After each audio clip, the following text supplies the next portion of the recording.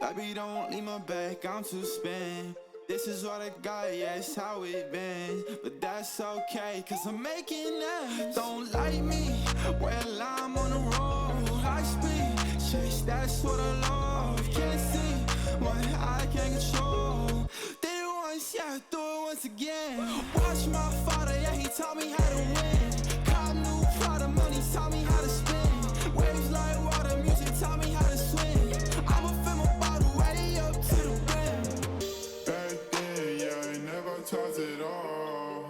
Ashes, yeah, let them bridges fall. I've been way better than before. Posted with my cash till it's all.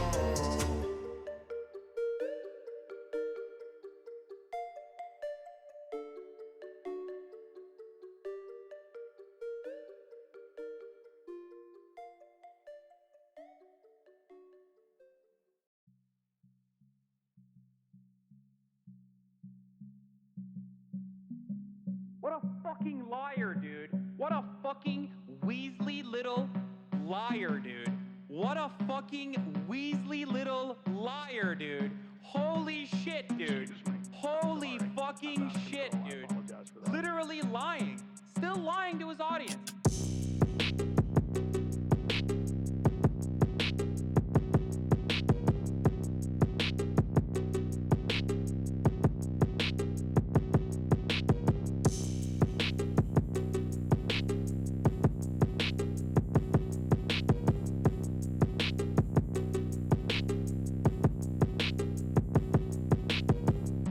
What the fuck? Okay, that might be TOS. What the fuck? Wait, Okay. is it? I don't know, but that was. You asked for this, sir. I said, what's your favorite anime voice?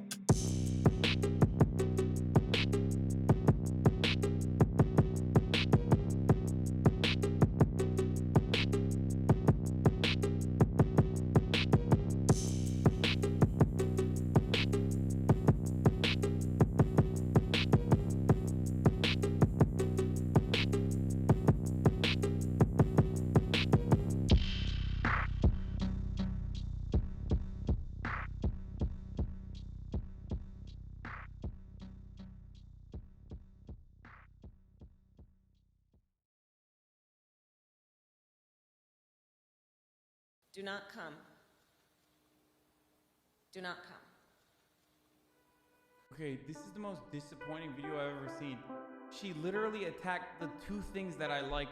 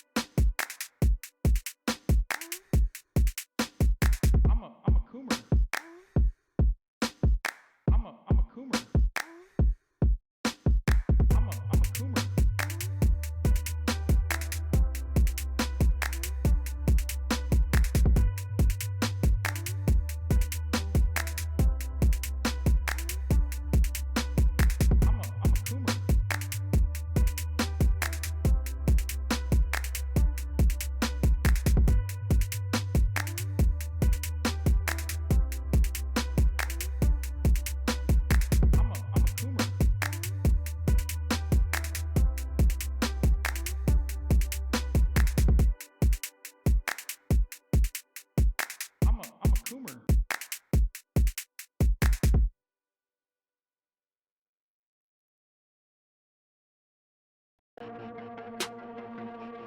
Look what? Oh, look what? Wait, are you fucking kidding me, dude? Oh my god, you are such a pathetic piece of shit. Shame on you. Shame on you, you fucking liar. You fucking filth. You fucking absolute dog shit. You fucking piece of shit. You fucking garbage motherfucker. fucking liar. What a fucking Weasley little liar, dude. What a fucking Weasley little. Holy shit.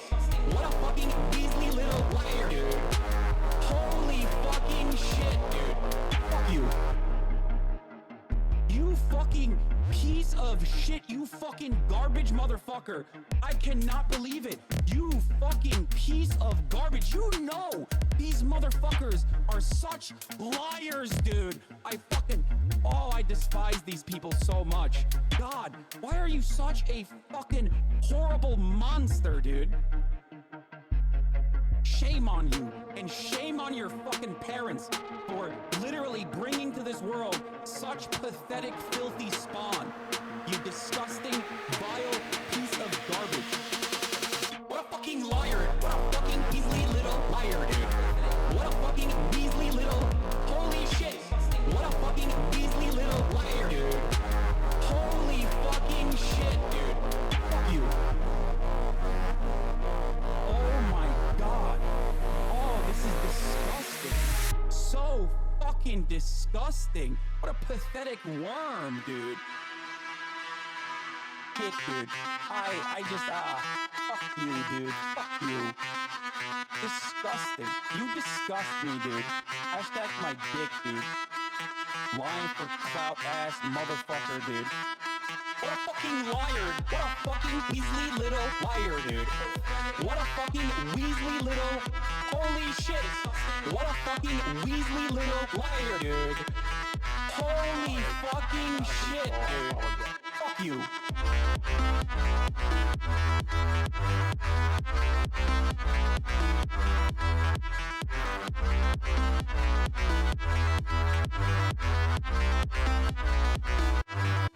What a fucking liar. What a fucking Weasley little liar, dude.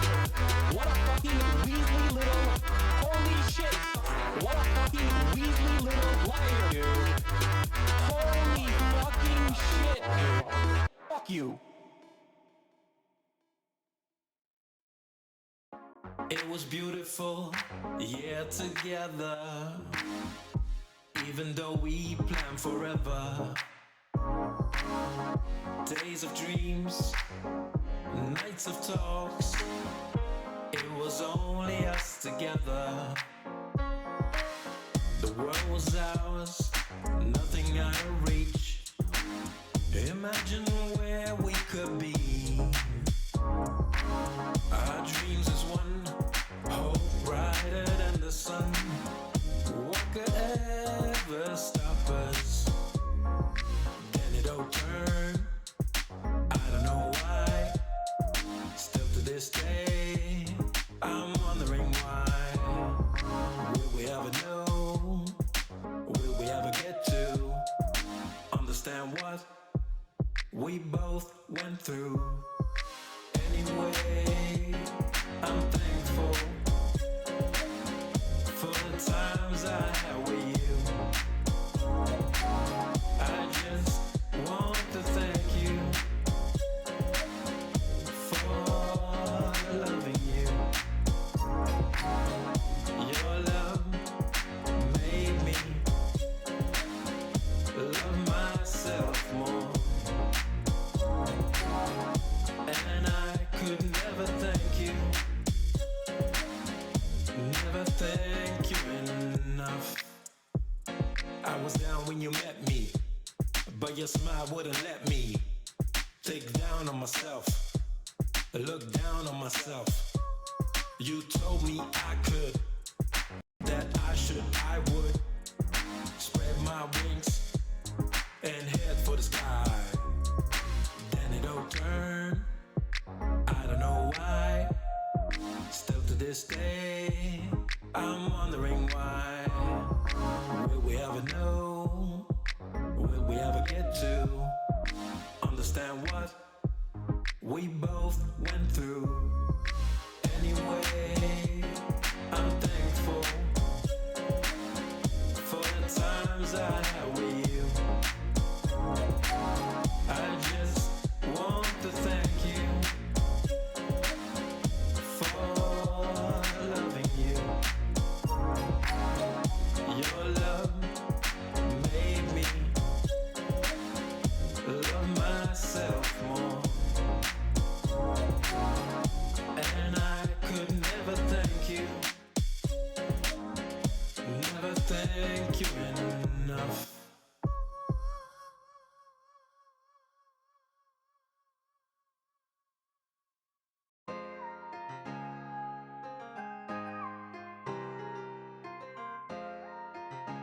Jojo, not again. I'm trying to make my mama proud, yeah, that's for sure. Landed in the city, but my heart is on the coast. I don't wanna look back what my life was like before. I just took a red eye, penthouse, top floor. In the stew, I got a spazzo. Back up in my bag, get the rackets and I cash out. I've been running laps, I don't got time to relax now. I just took a chance, wasn't looking for no handouts. Oh, they like proud of how we do this. I've been with my brothers in the hills, we going stupid. I can't stop, I've been different, always knew this. Trying to turn them Bordens into Benjis, needing blue strips. Oh, Walking on the floor of this site, no one protects me. Wanna show Shawty my heart, she wanna text me. All this love I felt was a curse, I wanna XD. Going crazy, all of my nerves, who does to check me? All this fun, baby, why you gotta leave me on?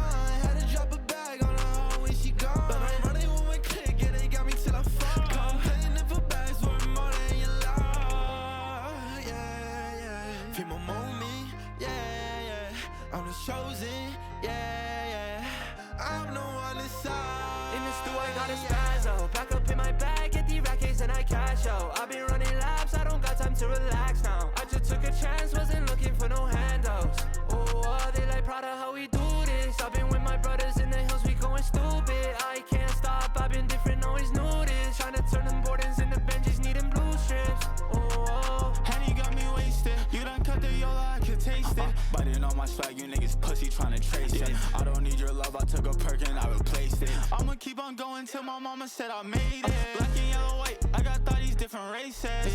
Did my dirt, I had a mask, I'm moving faceless. I got 12 plotting on me, but no cases. Running from my demons, lacing on my A6. I don't do that fake shit, nah. The way they treat me, they act like I'm feeling them. So I got a script, I was just trying to feel something. Now I'm alone, you don't care, and in I the stew, feel I got a numb. spazzo. Back up in my bag, get the rackets and I cash out. I've been running laps, I don't got time to relax now. I just took a chance, wasn't looking for no handouts. Oh, they like proud of how we do this. I've been with my brothers in the hills, we going stupid. I can't stop, I've been different, always knew this. Trying to turn them Bordens into Benjis, needing blue strips. Oh,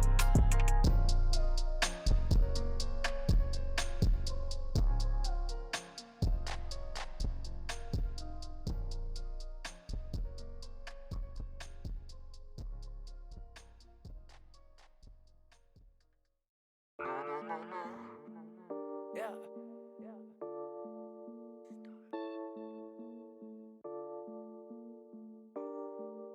Yeah.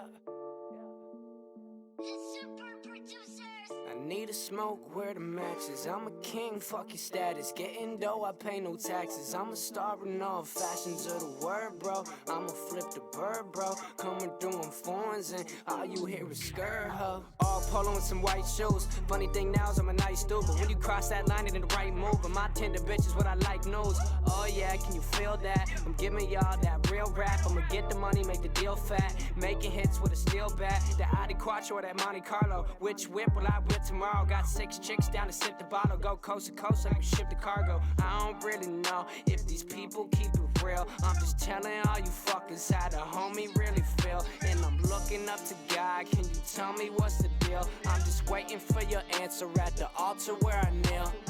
I need a smoke, where the matches. I'm a king, fuck your status. Getting dough, I pay no taxes. I'm a star in all fashions of the word, bro. I'ma flip the bird, bro. Coming through in foreigns and all you hear is skirt, ho.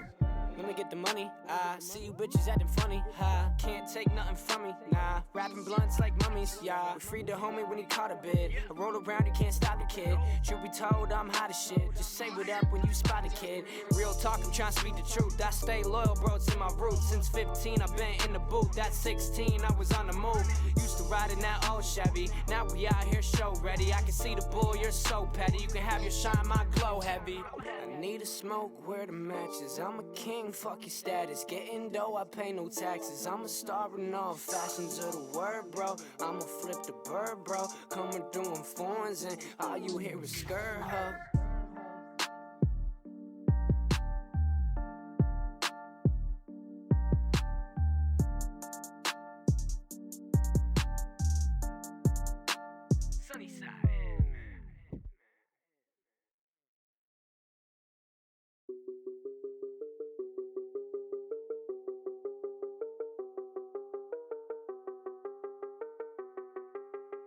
I took people's drop boxes. I was like, are you a conservative, ma'am? And like an old lady would be like, yeah, I'm a conservative. And I would fucking deck her, take her ballot and just rip it apart right in front of her face. I was like, you're not allowed to vote this way in California. That's right, bitch.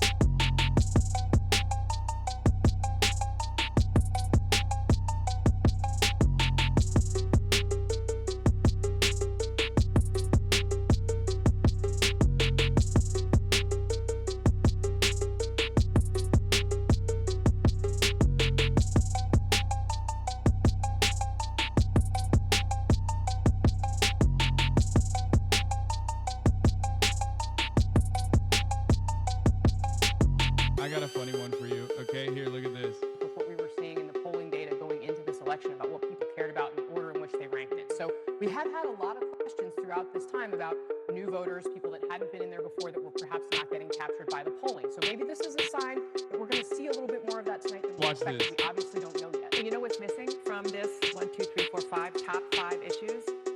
Democracy.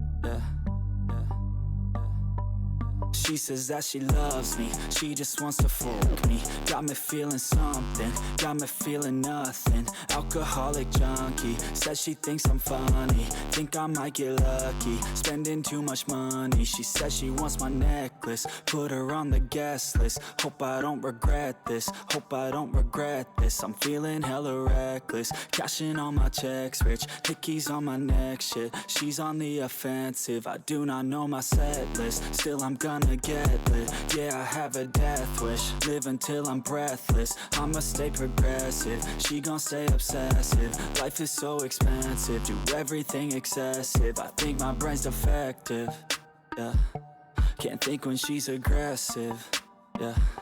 She snuck into my section, yeah. You think I'd learn my lesson, yeah. And we ain't getting no sleep. These girls don't even know me. Like Drake, I'm getting trophies. You want it, girl, then show me, yeah. And we ain't getting no sleep. These girls don't even know me. Like Drake, I'm getting trophies. You want it, girl, then show me. Cause we ain't getting no sleep, yeah. No, we ain't getting no sleep, yeah. She's sitting up in the front of the class, using that ass, she gonna pass. Keeping her pad and her pen in her lap. She been so bad with the men in her past. Now she just want the professor so bad. I'll give her lessons that she never had, like taking a freshman and teaching her math. I'll keep her guessing until she a grad. She always leaves them guessing, they don't know what's next, man. Learned it from the best, man. She loving every lesson, with hands-on sessions, points for attendance. She asks a lot of questions, I answer with my presence. I sit back while I'm texting, said she wants to get in, said she'll bring her best friend. Know what happened next, man. You know what happened next, man. Treat her like a guest, man. Rolling out the best, man. She had a confession, yeah. She wanna stay for a minute, she wanna play for a minute. She wanna slay for a minute, and now I'm all up in it. I'll be back in a minute, I'll be back in a minute. Make a track in a minute, and now I'm all up in it. No sleep, these girls don't even know me. Like Drake, I'm getting trophies. You want it, girl, then show me, yeah.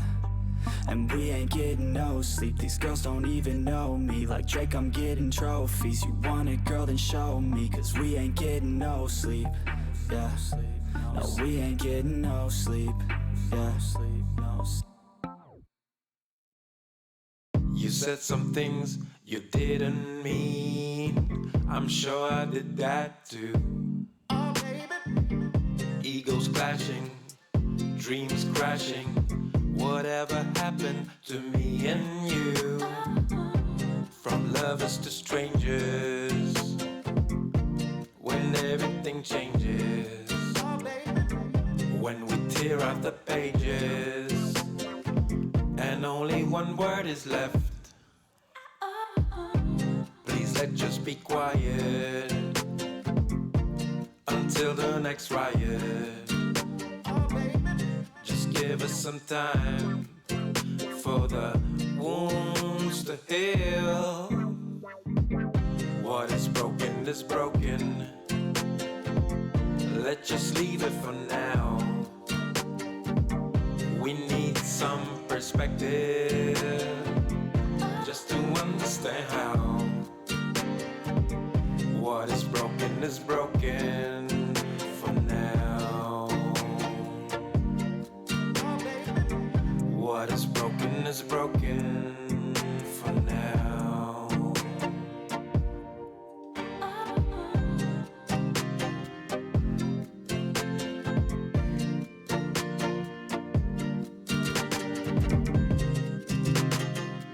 Hey, hi, hello. What's up, Internet? How's it going out there? I hope everyone's doing well and good. We had a good weekend till Sunday and doing okay. Very tired. Stayed up all night again. So, zero progress on fixing my schedule. Hate to report.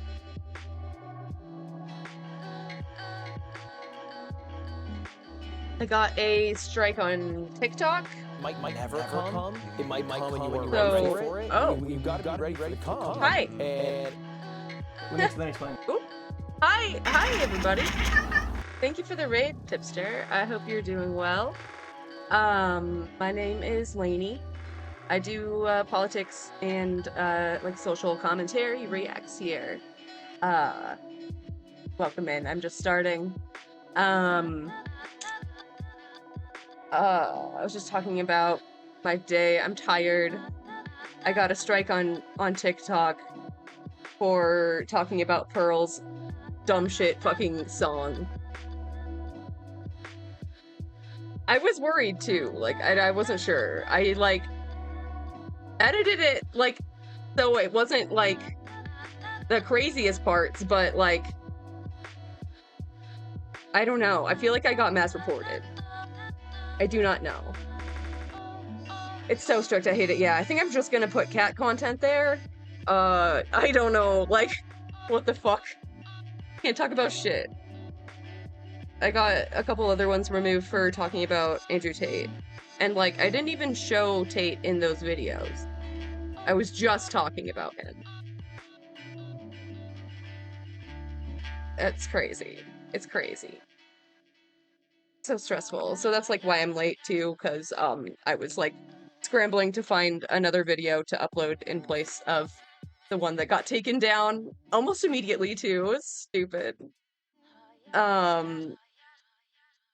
Whatever. I'll figure it out one of these days. Learn how to dance or something. That seems to be fine. Yeah. So that's my day. Just behind on everything in the house, trying to edit these stupid fucking pro clips, and then it just gets taken down. I'm just mad. Very mad. But then I saw Austin Ox is like popping off on XQC on Twitter. And I saw X responded. I watched a little bit of it. He's like so fucking funny sometimes. He opens the video by like reacting extra hard, and I just think that's very fun. So I guess we can just get into it. Austin Ox started, well, no, first it started here with Bub Films. Not familiar. But he says, or they say, let me know, spends months researching, scripting, and editing a video just for React streamers to upload the entire thing and provide zero input. Okay. I don't watch a lot of X. I don't think I've ever actually tuned in. I've just seen, you know, clips and stuff. But I find that hard to believe. But then I checked, like, the runtime of Let Me Know's video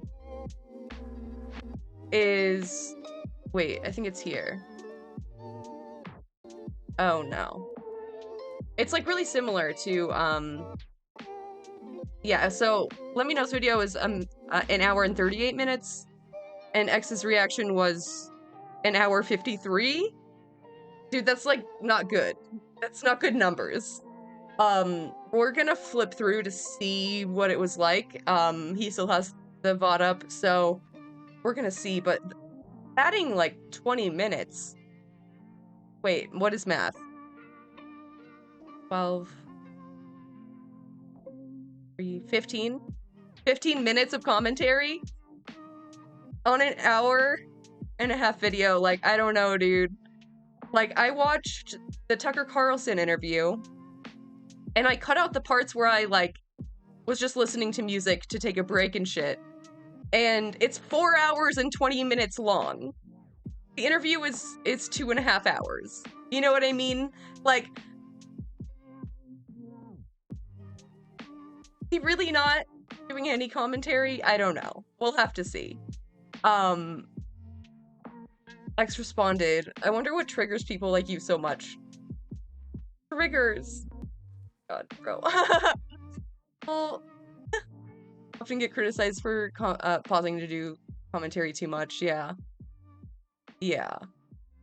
Rather do that than just steal people's content. Yeah, I would rather be a pause Andy than just ripping people's shit. I mean, I get it. Like, sometimes I'm tired or like I'm eating or something, but like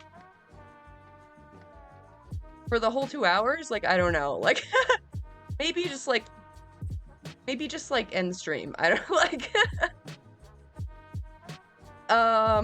Wonder what triggers people like you so much. Revenue share, audience split, algorithm. I've heard this complaint a million times, and most public figures try to attack it from multiple angles. Just try to fall flat. Just to fall flat on their face. I'm watching a vid. I liked my people. That's.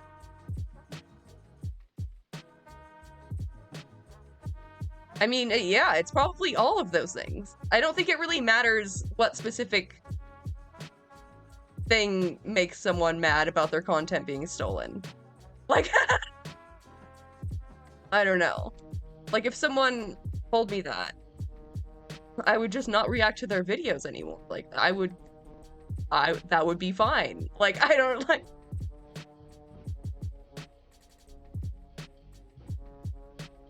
Ryan, I don't know who Ryan is. I'm a fan of React videos, but I feel like it's extremely unfair. The original video's provider needs a portion of the income from your React video, the 50 or more for him. They can claim the whole fucking thing, and they do a lot of times. Okay, that's not true. Like, if you're a smaller creator, you can't claim it for revenue. You can only take it down. So... I swear you guys just make shit up for the hell of it. My stuff gets re-uploaded for the YouTube frogs that miss the stream. Get me contradictory analytics or facts. Anything else is... I mean... The numbers of, Let Me Know's video compared to X's video alone, I think is a strong enough case. That is very little input. I don't think you could argue in court that that is transformative, in fact. So Austin Knox pulls this and says, Twitch streamer XQC responds to criticism for uploading full reacts to YouTubers' videos on his official YouTube channel. Says the responsibility is on the video creator to copyright claim him to revenue. Unbelievable. And then people are trying to say like, oh, well, like Hassan does the same thing. Like, no, he doesn't. He doesn't actually. Some people take the whole VOD, but like that's not Hassan and it's not his channel. Like he does not have any control over that and he doesn't get the money from it. So like, let's see. Let's find something who's like actually reacting to someone's video. Ben Shapiro? A Ben Shapiro react maybe? It's not even. This is just him talking. It's mostly just him talking about shit. Sometimes he'll like play a little bit of a news video, but like his editors cut it out so it's not the entire content.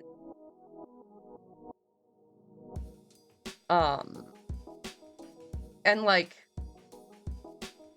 even if you did upload the entire thing of Hassan reacting to someone's video, it would be like 6 hours fucking long. Like, what did he react to recently?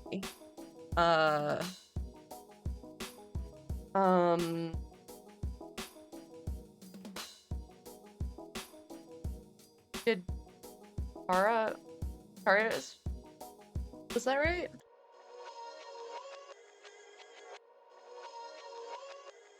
Yeah. By the way, low-key, Sigma male as a concept, I think was born out of a joke, and it's been taken seriously. Okay. So you can see when it pops out, that's him talking. Like, he's interjecting, like, every minute, at least. Like, you know what I mean?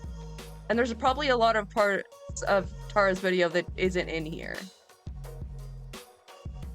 Because, like, that's, like, not great content. And, like, yeah, if they want to watch the whole video, they go to Tara's channel. Like, if anything, it's advertisement. Thank you for the follows, by the way. So I think that's all this on Twitter.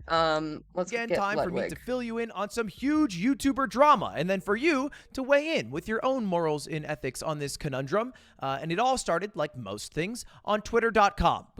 X.com now. I really don't want to call it that. X.com. And specifically from this tweet. Xvideos.com. Here's my live mogul reaction. From Mudahar, it says, just a shame garbage like this fills the recommended tab.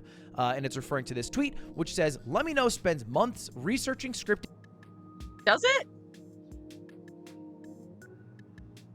I don't know if it's like filling tabs. And editing a video just for React streamers to re-upload the entire thing and provide zero input. And the offender at hand, XQC, who re-uploaded the entire reaction to his own YouTube channel. Yep, we are once again talking about reactors, React videos, and whether they're chill or not chill. And it is a little more complex than that. So let's get into it. First, by talking about who Let Me Know is. And if you don't know, he's a long-form video creator.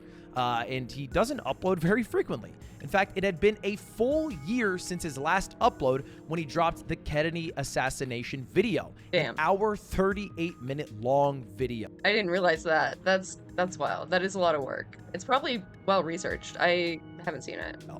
And that's why people were kind of upset that XQC re-uploaded it, because this clearly took a lot of time and effort, and now XQC will get paid off of that work, and Let Me Know will lose some of the views, or at least that's the theory. And before we go any further, it's worth noting, I am an offender, okay? My hands are not clean. There is blood on them. I have reacted. Guilty. Father, I have sinned. Ludwig reacted to a lot of TikToks in his day. But I think I can still weigh in because I have a perspective as both a streamer and a YouTuber, and I've kind of laid off the reacts. I still react occasionally, like Skibbity Toilet, or when my roommate is— Dude, Skibbity Toilet is so good. We haven't watched it yet. Maybe we'll do that. Is on a dating show, but usually when I react, I either get express permission from the creator, or I am doing some, in my mind, transformative content, which we'll get to in a bit. But outside of that, I'm just a raw gamer. Okay, I'm a gamer who occasionally reacts. That's how I would phrase it.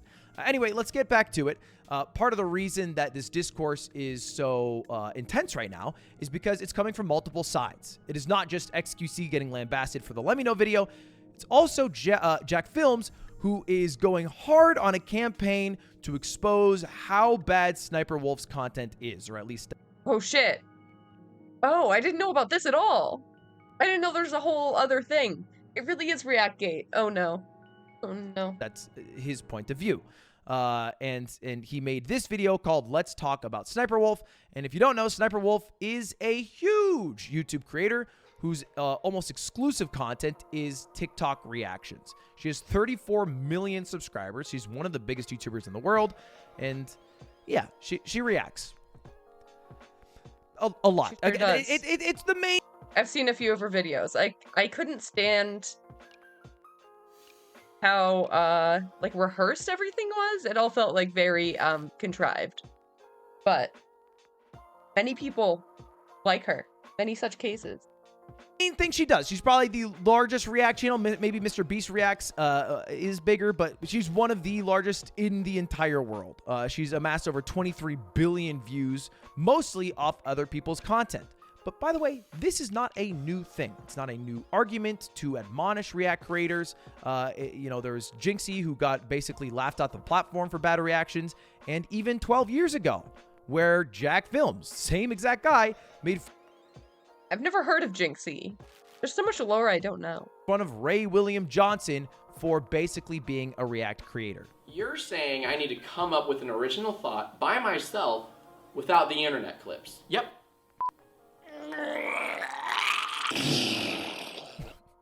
Insane special effects back then. And somebody who has long—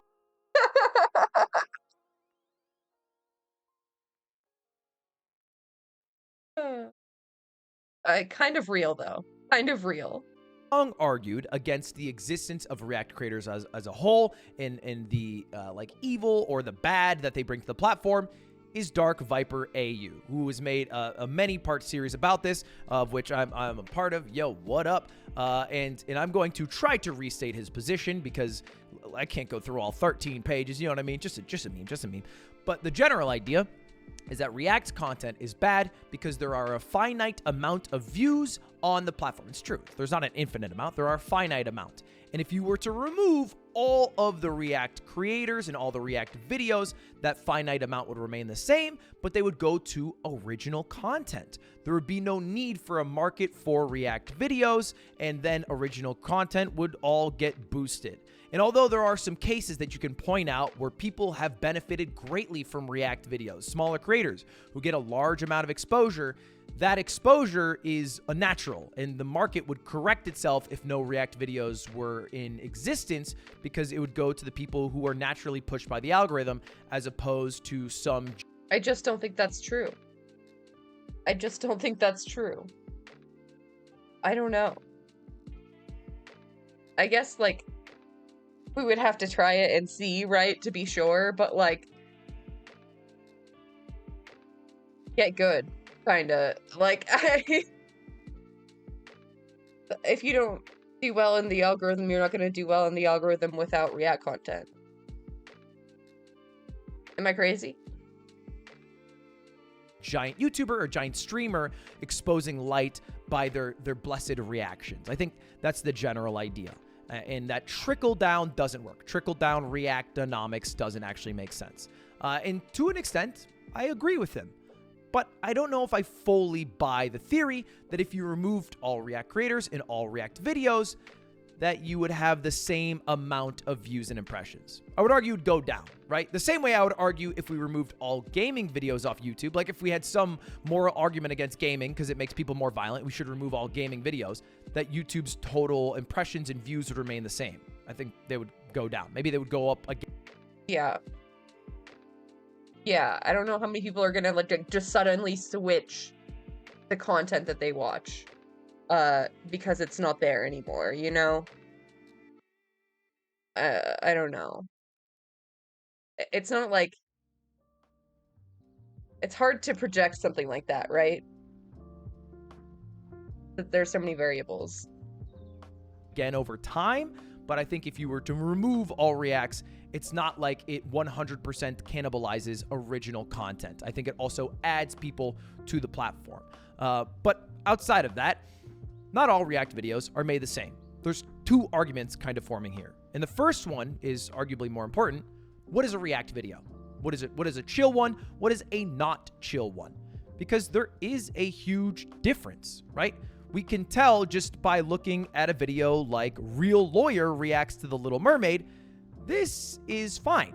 This is, I'll let it play for a bit. Something really bothered me about this movie. Yes, it was the legal contract. I was an extremely litigious 5-year-old. So today we're gonna make that little boy very happy. We're gonna talk about whether Ariel's contract with Ursula the Sea Witch, where Ariel trades her voice for legs in an effort to win the kiss of true love from a human that she just met earlier that day and who doesn't know that she exists because, you know, Disney yeah. is a legally enforceable contract. And now, this is interesting, right? This is a lawyer with some pedigree reacting to The Little Mermaid through the... It's brave. I would not be using any Disney IP, period.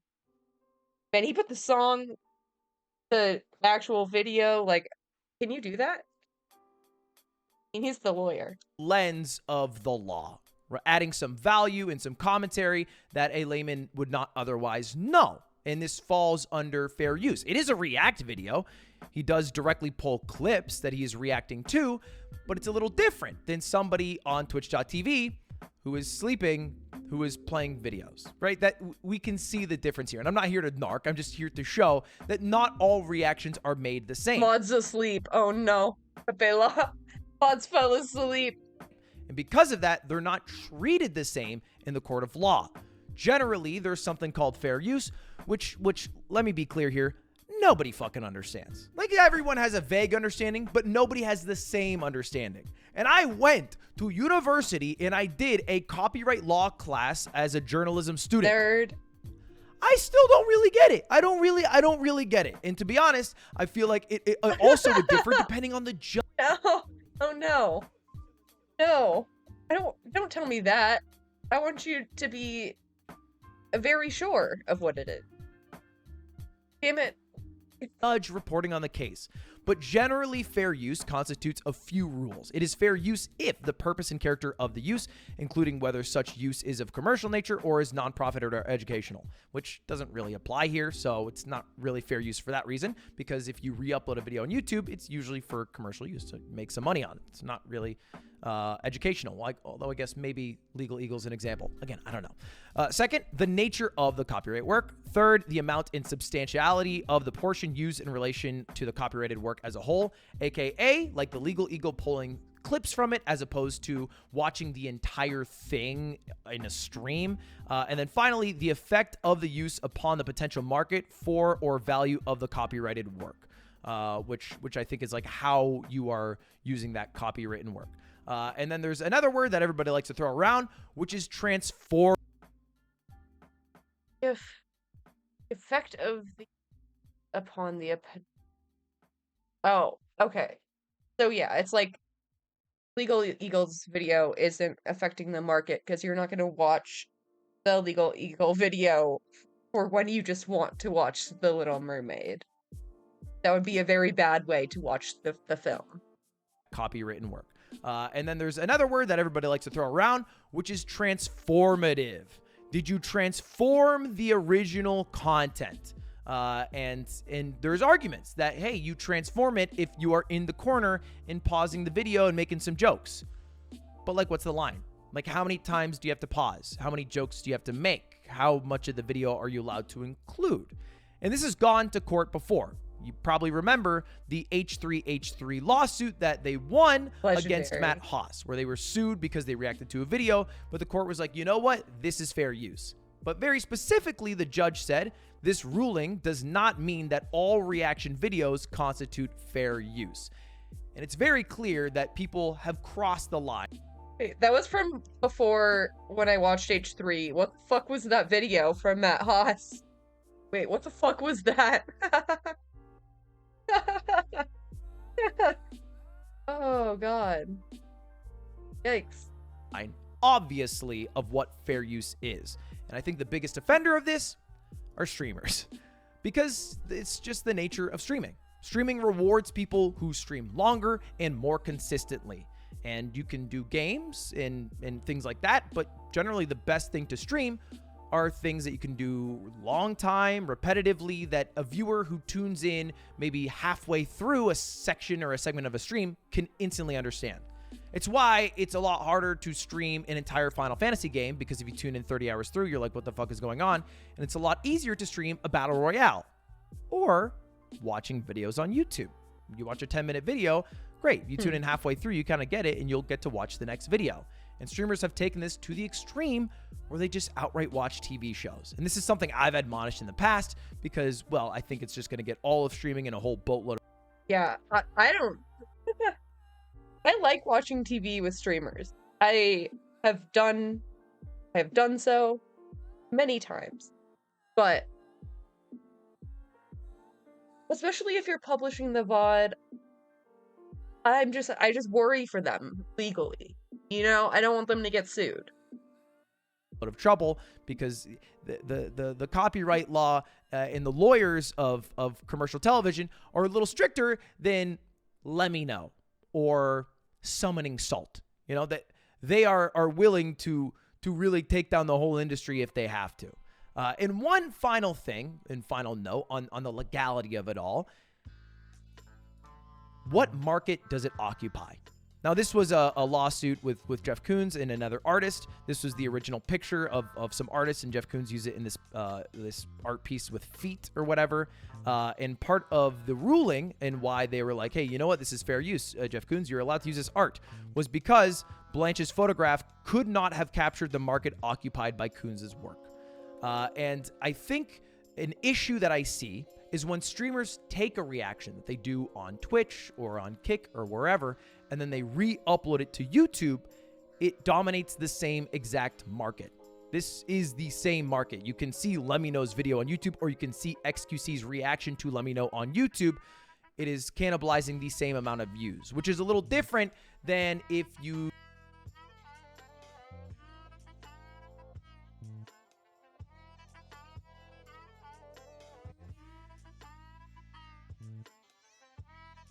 I would like to see the views over time. Can you see that on Social Blade?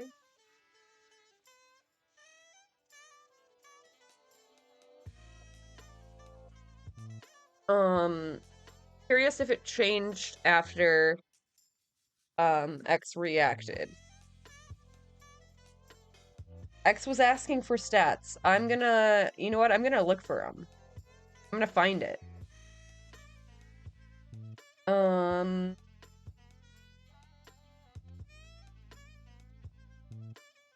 don't think it does it by video.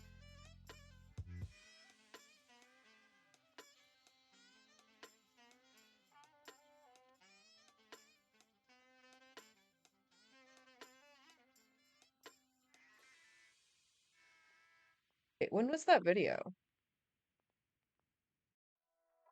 You take it and you add a reaction to TikTok, or you take a TikTok and you add that reaction to YouTube. There's little layers of intricacy there.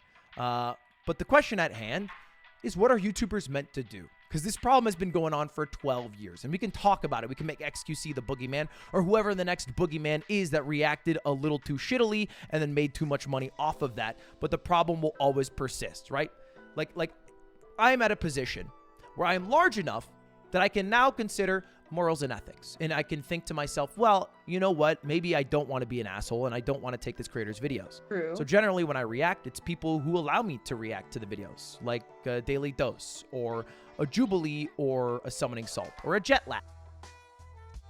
Alright, so Let Me Know's video has 4.5 million views. XQC's has 377K. I don't know if you can really say that it's like cannibalizing the views. It's a fraction.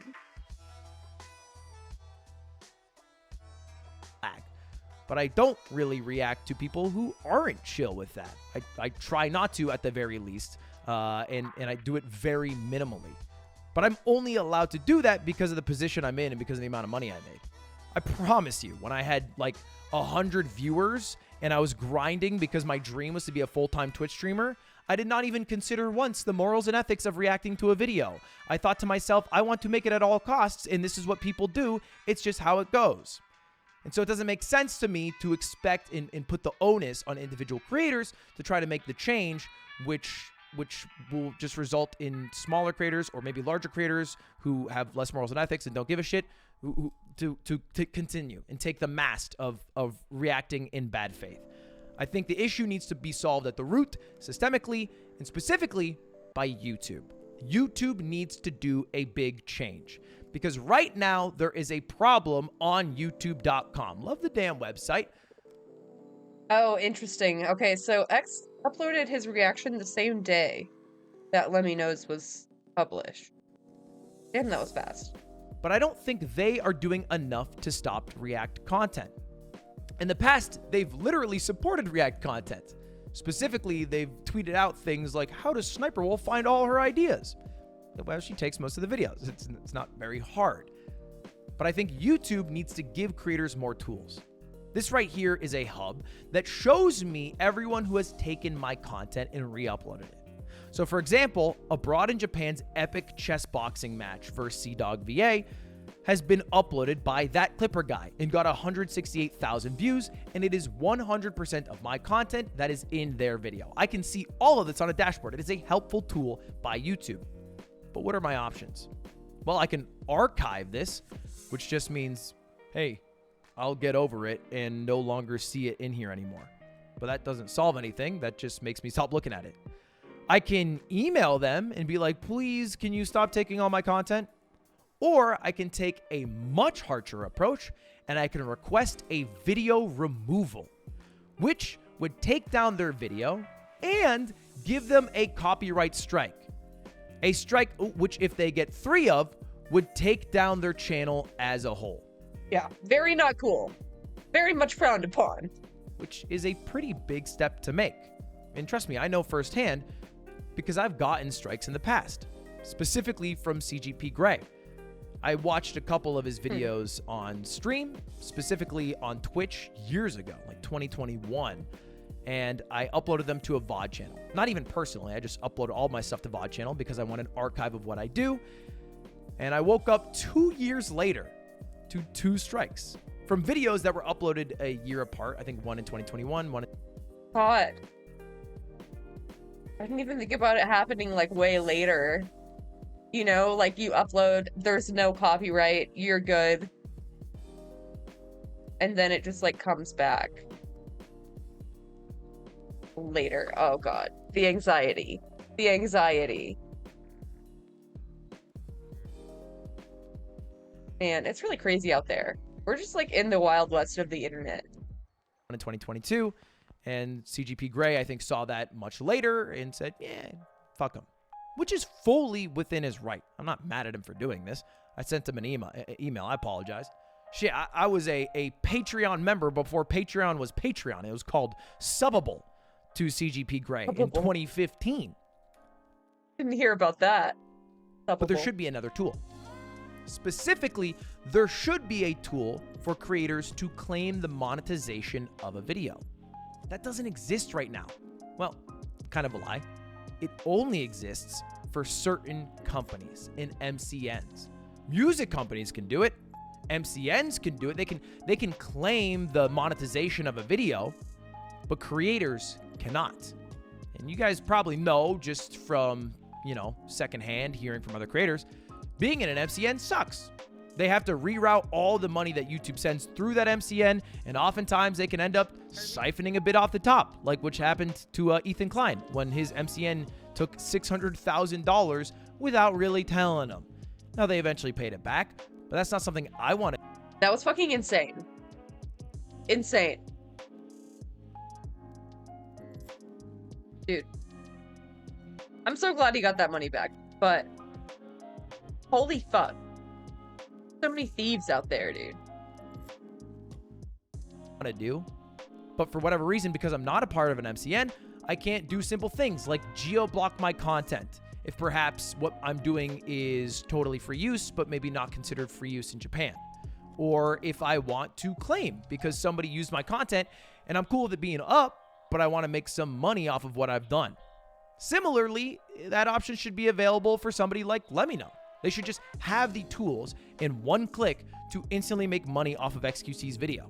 Because yeah, if you can prove that it's your shit, then like, why not? Why not? Then it wouldn't be so stressful if somebody was uploading React content. Just means that you would have more money from different pools. And maybe people would still be not okay with it, in which case you could take it down. But let's be real. If a creator tries to take down an... Speaking of content, that was not smooth. Can you go like this? You don't have to watch all of it, but a cheeky little like. XQC or whoever it is, they're going to get in a world of hate because of it, and it's just totally not worth it. And then the archive option's not really an option, so let's add a real option. Let's allow creators to actually claim monetized content. Maybe you have to have some sort of like minimum amount of subscribers so that people don't do too many false copyright claims. I don't know. Or maybe you have to more harshly punish false copyright claims. I don't know. It's complicated because like if a big creator is reacting to a small creator that's not monetized yet, then how do you distribute the funds, you know? Like, I don't know. They would have to be getting like everyone's PayPal and shit. Like, I don't know. No, but I think we need to add a new step, YouTube, to help out creators and give them more tools and options. That's it. All right, I've talked for too long. Goodbye. See you later. Have a good one. Goodbye. Peace.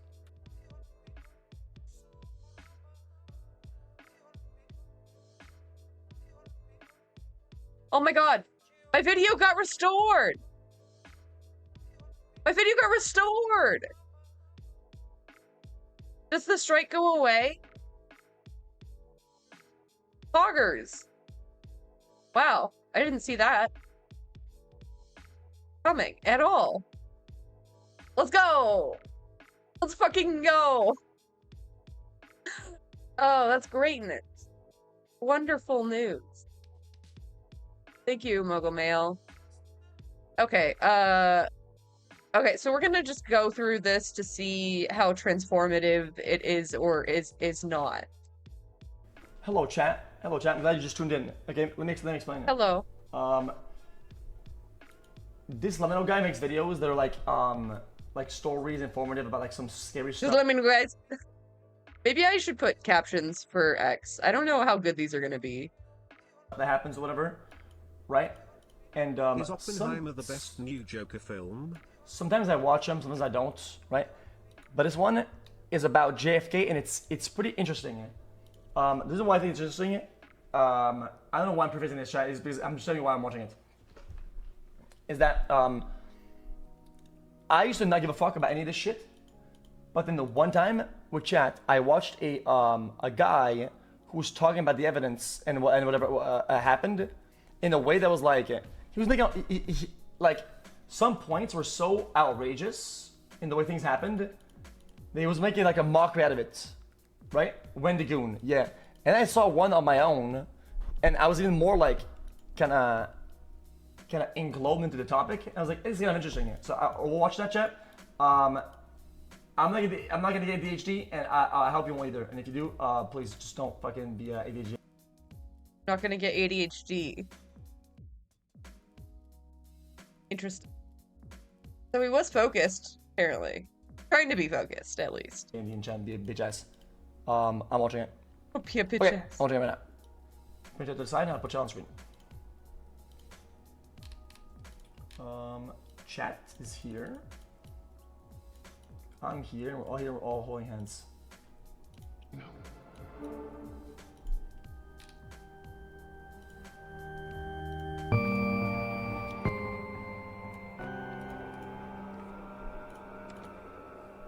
Okay. Right about here, in Dallas, Texas, American press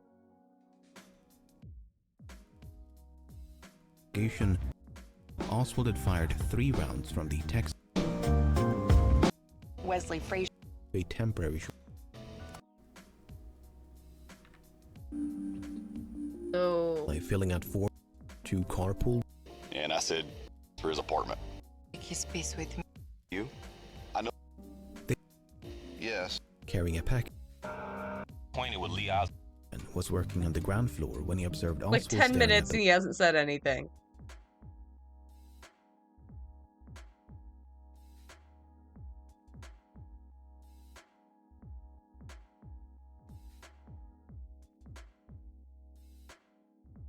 To be fair, I don't think this is very great React content. You know, it's like very dense historical stuff. Like it's hard to keep that punchy. Lord, that's right. Another Or light? No, sir. it's not always recorded. On his head. I was looking at the bald spot.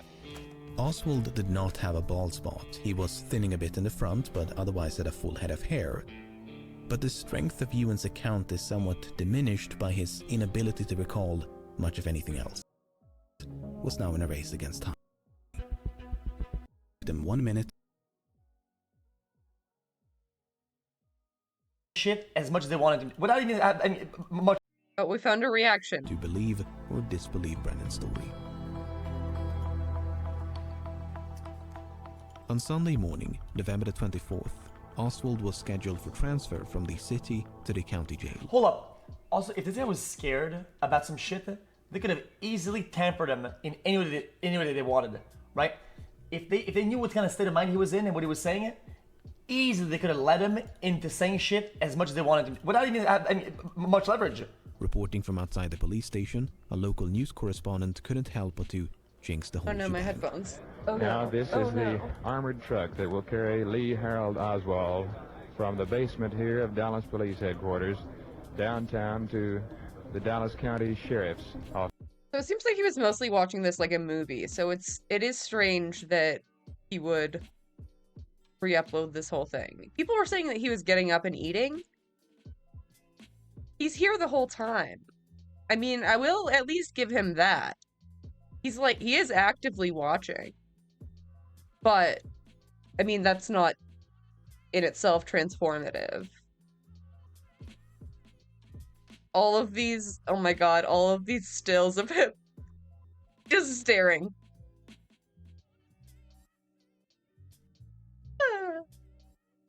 How, like, I've clicked through so many times, he's not saying anything. After supposedly filming the casings in the hand of Captain Fritz, Ollier recalled how they were deceitfully returned to the floor. Over 30 minutes later, Captain Fritz reached into his pocket and handed the casings to Detective Robert Studebaker. In his pocket? Studebaker never saw the original placement of the casings, so he tossed them on the floor and photographed them. To counterbalance these allegations of foul play, I must also mention that there were those who found nothing amiss about the cartridge cases. Did you see a picture taken of the hulls? Yes, sir. When the picture was taken, were the hulls in the same position as when you had first? Yeah. No. Oh man. Among the hundreds of witnesses in the vicinity of Dealey Plaza, nothing was as disputed as the number and origin of the gunshots. Governor Conley was holding his stomach. What the fuck is happening here, dude? Simultaneously, weren't they? Yes, sir, they were probably 10 seconds apart. The third shot? I didn't hear that. So he just reacted at 38:20. I don't recall the third shot. It may have been. My family hit the ground. Kind of. I don't recall the third shot. I just couldn't. I'm not certain of that. I do know. I heard 2 shots. I heard 3. I know you heard 3. Well, I said it. No. Thought that was gonna be something. That's all right, Oh. I'm pretty sure if you fire a shot from that. God. Oh Jesus. X on 2X. Give me a fucking seizure. Position, you're gonna have echo on the other buildings and sound, and some will echo. Literally, echo might make you think it's 2 shots. No. Yeah, this does seem about like 15 minutes of reaction. That's not great. Not looking great, X. Our reactors, bad people. Why is it so loud anyway, dude? Like what? Hold on. I'm gonna react to this. Chat, guys. Yo, try hard 7. Can I be chat? Let me get off. Guys, I'm under the impression that this person is very mauled, and I'm under the impression that if I react to this chat, he will literally go full and GMCA. I really fear this guy is just so unhinged. Just to make a point, he will do that. Am I wrong? What's up, guys? Guys, welcome to chat. Transformative reaction. Welcome to my channel, chat. My name is XC. Today we're doing a deep dive analysis on this video. We're doing a react today, chat. Bro.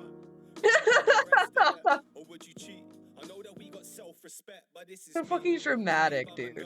The react number 1 today is XC actually this dumb? Question mark. I can put this. Title XC available. Okay. The video starts and this guy is on the screen. Whoa, my god! Oh my god! Holy shit! Is it actually so much screen? It's crazy. I don't know what this means, but we'll keep going to the video. 100% disturbed. What? Whoa, he's reacting. What? What? Did he? Yes. Wow. You're like a sexual predator. What? What? What?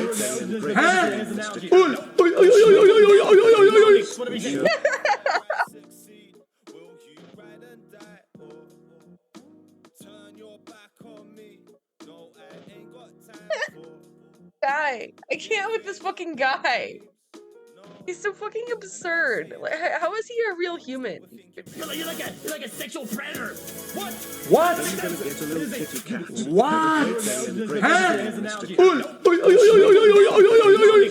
What? How do you go that? React hard or react monkey. Trickle bound. What the fuck? Wait, is he actually a comment? What? Chat, what is he talking about then? Chat, I don't think we can watch this chat. Because I don't think we can watch this chat, guys. This is too much. I think we go next. Oh, there's a lot of parts of this video too. For those who don't know. Why is he pulling up this year-old video, dude? Like, why? I don't know. I saw another video by X talking about how he has, like, a lot going on in his life right now. Some personal stuff he doesn't want to talk about. He has to move. And then now all this shit. So, I don't know. I feel for him. But, like, my guy could definitely fucking afford to take a few days off. You know what I mean? I don't think it would hurt his audience. Like, it would be fine. No, this is XQC, the... So where's the data, chat? Where's the data? So it says there's data. All I see... My GF this... left me, thank you. This entire chart, okay, is cope, okay? Very faulty premise. I'm gonna tell you how it is, chat. I'm gonna tell you how it is. This is literally molding at the state of things. It's like being mad at the wind. I like Okay. reacting to XQC just like when I love reacting to Because see my wife it's an getting old video, I get with her it. But this boyfriend chart is just like XQCL. getting mad that some people have to work less because they chose a different field than them, right? Live content isn't the same as video content. the fuck was there that? are shortcuts and there are easier things to do, and then it's just how it is. My bad. It's just how it is. If you're mad about it, Hey XQC, stream. hope your days get better and hope is you're literally a being stream. nice. You're mad about it, just stream. Bro, that's not the point. That's not the point, dude. And he is, like, joking about doing transformative reactions, so he clearly fucking understands what that is. What that means. He's obviously, like, playing it up, but, like, he should know better. If I watch a video, right, of some guy who has So where's it at then? views every time he makes a video, right? Let's say we come in there with 50,000 live viewers, right? that every Oh, wait, viewers, wait. dude. Okay, and the video was dog shit, dude.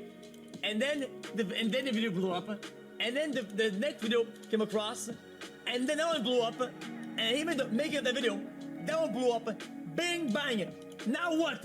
Fucking trickle down fucknomics, whatever he said. How do you call that?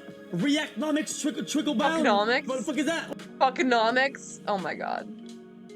Okay, I don't know why he's fucking reacting to this year-old video. I don't know if I can deal with a whole hour of X.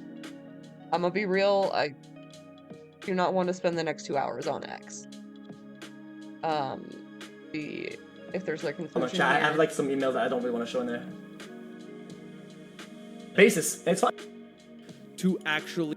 Okay, and I look at the claims being made. I haven't opened a singular of these emails. Not one have been opened. I haven't fought any of them. I don't fight them. Because when it comes down to it, the people making the claims are doing it at a basis, and it's fine. Why would I look? I don't give a fuck. I can show you if you want. Dude, proof. Dude, I had the receipts. Dude, I don't give a fuck, man.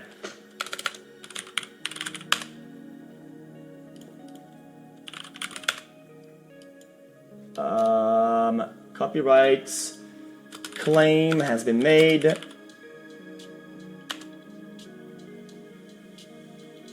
Chat, I have like some emails that I don't really want to show in there. Me? Also, chat, guys, in my email chat, I have a bunch of people subscribe my email to a bunch of bullshit. Okay, so I swear, okay, I'm not fucking. I swear, okay.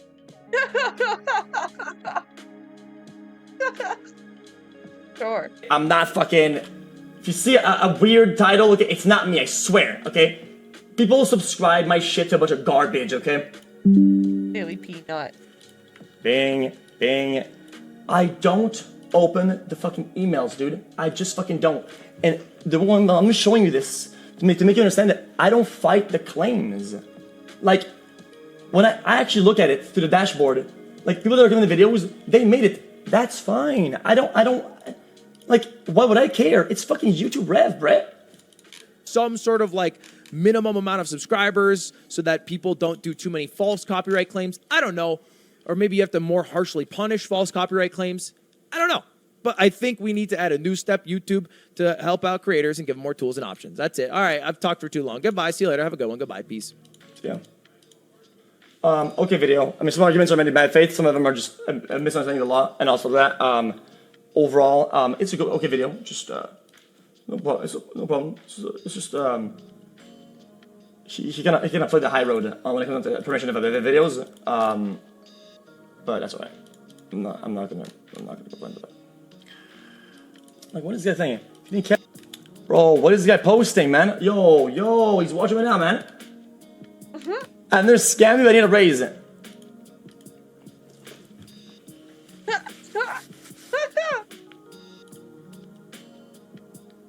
Dude, these days I'm too busy. I can't even, I'm not even bother checking, I'm gonna be honest. Editor Andy, it doesn't, you know these days how busy I am with my fucking background shit? I don't have time for that shit, okay? If this is scammers, I would just bill you down the line, bro. Oh my god. Alright. Well, that's that. I don't really know, man. 15 minutes is not transformative on an hour and a half video. It's just not. I don't know, dude. Especially like in its entirety.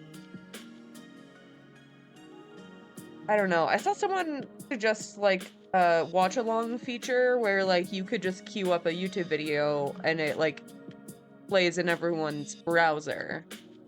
But I don't know like if that could work on mobile even.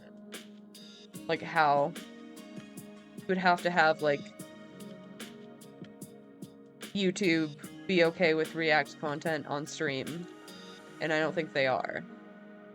At least as far as I know. So I don't know. I guess we'll see.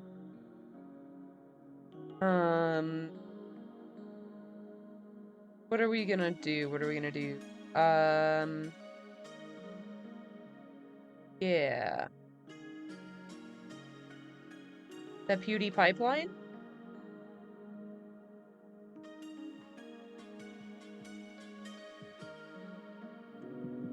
I don't. Last week, just before murdering 50 people at...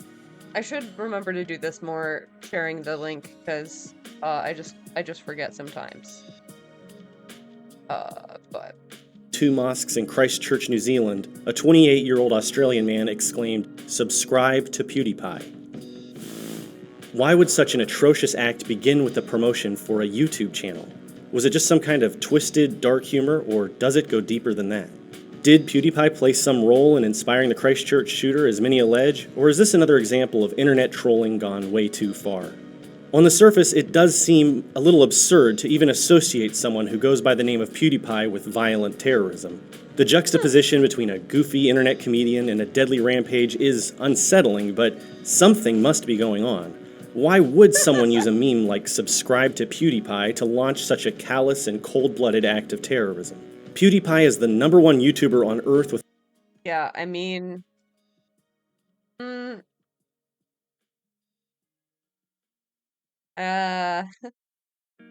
mean, I'm sure non-compete's gonna fill us in on all this, but, PewDiePie definitely did some sussy stuff, right? Like, he was saying the N-word all the time, and some other racial epithets. I don't remember exactly, but, that adds up. That makes perfect sense to me. I don't need an explanation for why a white supremacist mass shooter might use that tagline. With a fan base largely consisting of young kids and teenagers. Hey, how's it going, guys? My name is... Most of his content is focused on gaming and pop culture, and PewDiePie's presentation style relies heavily on silly voices and wacky hijinks. I would never incite violence. I'm not racist, of course, but I freaking hate crab people. PewDiePie has been described as a Nazi by some, but the over-the-top, zany delirium of his videos are a far cry from the overtly intimidating imagery of neo-Nazis and white supremacists that I grew up with. To be clear, PewDiePie has said and done things that are unmistakably racist. He casually used the N-word during a live stream. He promoted an openly racist and anti-Semitic YouTube channel. Perhaps most infamously, he did a stunt where he commissioned Indian men on the website Fiverr to hold up signs that read, "Death to all Jews." I like the editing. Now, in PewDiePie's defense, he has Yo, what the fuck? I never heard about that one. apologized for his most egregious deeds and words, and it's easy to write this stuff off as small potatoes. Heated gaming moments, bad jokes that were carried out without much forethought, innocent mistakes. He's a YouTuber, after all, an entertainer, not the President of the United States, not a journalist, not a political activist. His channel exists to amuse young people, not engage with them politically. He'd tell you that himself, and I'm sure that's what he honestly believes. And entertainers making off-color jokes or blurting out racist slurs in heated moments are nothing new. Back in 2006, when I was a young dude, Michael Richards, who played Kramer on Seinfeld, which was basically the PewDiePie of the 90s, called an audience member the N-word during a stand-up comedy act. It was a big deal, and his career never really recovered, but nobody accused him of inspiring racist violence. So what's different today? Is this a case of SJWs and cultural Marxists reading too deeply into a problem that isn't really that serious? Or is there truth to the idea that PewDiePie's actions may have contributed to what happened in New Zealand? Death to all Jews. I want you to say after me, death to all Jews. And, Hitler was right. I admit it would be patently absurd to say that PewDiePie is fully and directly responsible for the terrorism in Christchurch, so to be clear, that's not what I'm saying. But I do think PewDiePie and some of his fellow popular YouTubers share some responsibility with thousands of other figures, large and small, who contribute to a large and insidious pipeline of violence that fit within the framework of something called stochastic terrorism. What is stochastic terrorism? First, let's talk about what we might call traditional terrorism. Historically, terrorist groups have had fairly rigid and formal hierarchies. At the top of the hierarchy, you have leaders who recruit followers through extreme rhetoric. The leaders indoctrinate and train their followers at dedicated facilities, set up cells of agents and operatives in target locations, then activate them to commit terrorism by issuing direct orders. Stochastic terrorism is very different. It's a much more vague and structureless phenomenon with no clear leaders and no direct calls for violence. In mathematics, a stochastic process is a system that changes over time in a way that's random, at least in part. Stochastic terrorists work by making individuals more Yeah, it's like random and also like very unpredictable. Like, you know the terrorism will happen, you just don't know when or how much. extreme over time, making it more likely for these extremists to commit acts of terror. It's stochastic because the acts themselves are unpredictable. Nobody knows when or where they will occur or who's going to commit them. No direct orders are issued, but they will occur eventually, as long as stochastic terrorists are able to operate. Stochastic terrorism is particularly insidious because it enables extremists to act with intent, knowing that they will cause terror, but it gives them enough distance and plausible deniability to keep any individual stochastic terrorist from taking personal responsibility for acts of violence. Okay, this is all starting to sound a little abstract, so let's take a look at how fascist stochastic terrorists are operating in practice through what I call the PewDie pipeline. As I'll explain in more detail later, I don't want to focus too much on PewDiePie alone as an individual, because this is a system of violence that's bigger than any one personality, even one with 90 million subscribers. But I'm still going to call... Yeah, I think like a lot of people see white supremacist rhetoric as only something that's done in a white hood, burning a cross. Like, it is much more pervasive than that. It's not like some niche thing that a few people have a cult around. It's literally built into everything. It's baked into culture. It's baked into our institutions. Call it the PewDie pipeline because it highlights how seemingly innocent influencers like YouTubers and comedians are contributing to stochastic terrorism. Before we can begin to understand how edgy jokes lead to full-on acts of terrorism, we first need to examine some sociological and psychological processes that are leveraged by stochastic terrorists. The pyramid of violence was first developed by social scientists to explain how sexual discrimination leads to sexual violence in our society. These same social processes are used by stochastic terrorists, so it's easy to adapt the pyramid to model the continuum of behaviors that lead to acts of violence. In our pyramid of stochastic violence, the base represents behavior that is very common and relatively benign. As we move up the pyramid, the behavior becomes less common but more violent. As individuals move up through the levels of the pyramid, they are spurred on by the behavior of individuals below and inspired by the activity of individuals above. So let's work our way up through the pyramid and see exactly how stochastic terrorists function in our society. Stage 1. Attitudes and beliefs. At the bottom of the pyramid are attitudes and beliefs, cultural phenomena that nearly all of us have internalized to some extent or another. These are things like stereotypes and harmful assumptions that are difficult to avoid in our society. Here are just some examples of racist attitudes and beliefs that nearly all of us have internalized to some extent or another. Black people are more likely to be criminals, Muslims are more likely to be terrorists, gay people are more likely to be promiscuous. Some of these attitudes and beliefs are so deeply embedded in our subconscious minds that they're borderline instinctive. For example, a lot of white men become very uncomfortable if they see a black man with a white woman. Heterosexuals often get upset by gay men sharing public affection. Many of us tend to be overly suspicious of Muslim-presenting men at airports and train stations. These are all symptoms of very subtle but very pervasive biases. Every single one of us holds implicit biases like these, whether we realize it or not, whether we want to or not. If we're willing to recognize that we have these kinds of implicit biases, we can try to identify them and minimize their effects. But if left unchecked, these discriminatory attitudes and beliefs will quickly manifest, moving us up to the next tier on the pyramid of violence. Stage 2. Microaggressions.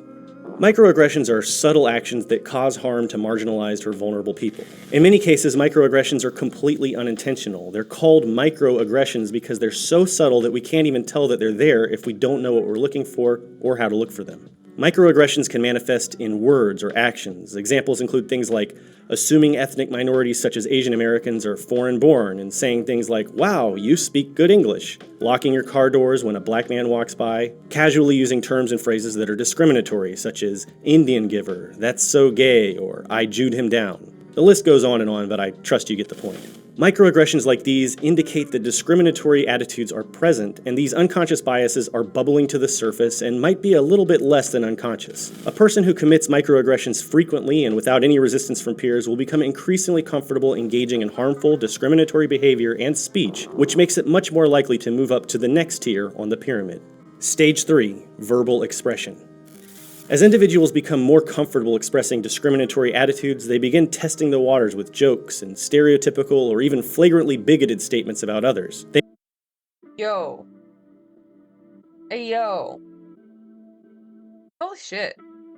Man, I'm glad I'm revisiting this, because I forgot a lot of this shit. Fuck, man. Dude, someone was in my comments last week saying, oh, you guys are always overreacting to everything. I guess PewDiePie is a Nazi too. I mean, I'm not saying he's not a Nazi. They may begin to harass others, especially online where they can remain more anonymous and there are fewer social repercussions. They're likely to begin surrounding themselves with people who share their prejudices so that they can make mean-spirited jokes and have prejudicial conversations without social consequences. They'll consume media that reinforces their prejudices, making them feel more confident and justified in their bigotry. This stage is particularly important because it's where bigotry externalizes and individuals begin to do intentional harm to marginalized people. As individuals move through the verbal expression stage, they're likely to follow similar patterns of development. Verbal expression includes humor, and that's how it often begins. This is where we meet highly popular influencers like PewDiePie, JonTron, and even Joe Rogan. Europe has problems. They definitely do. And whenever you have people from one culture that immigrate into another culture and they're disenfranchised and poor, and they have really, I'm going to keep going with it, and they also have a really restrictive, fucked up culture that they're coming from, and they want to impose that culture on the people that live in Germany or wherever, and they want women to start wearing long dresses, and they treat them like they're whores if they don't. That's all fucking real dangerous. They're from a different part of the world, and it's a part of the world that hasn't changed much in a long time. If you want people to be free and you want people to have the ability to integrate into a more free culture like America is, you also have to be honest about what the consequences are.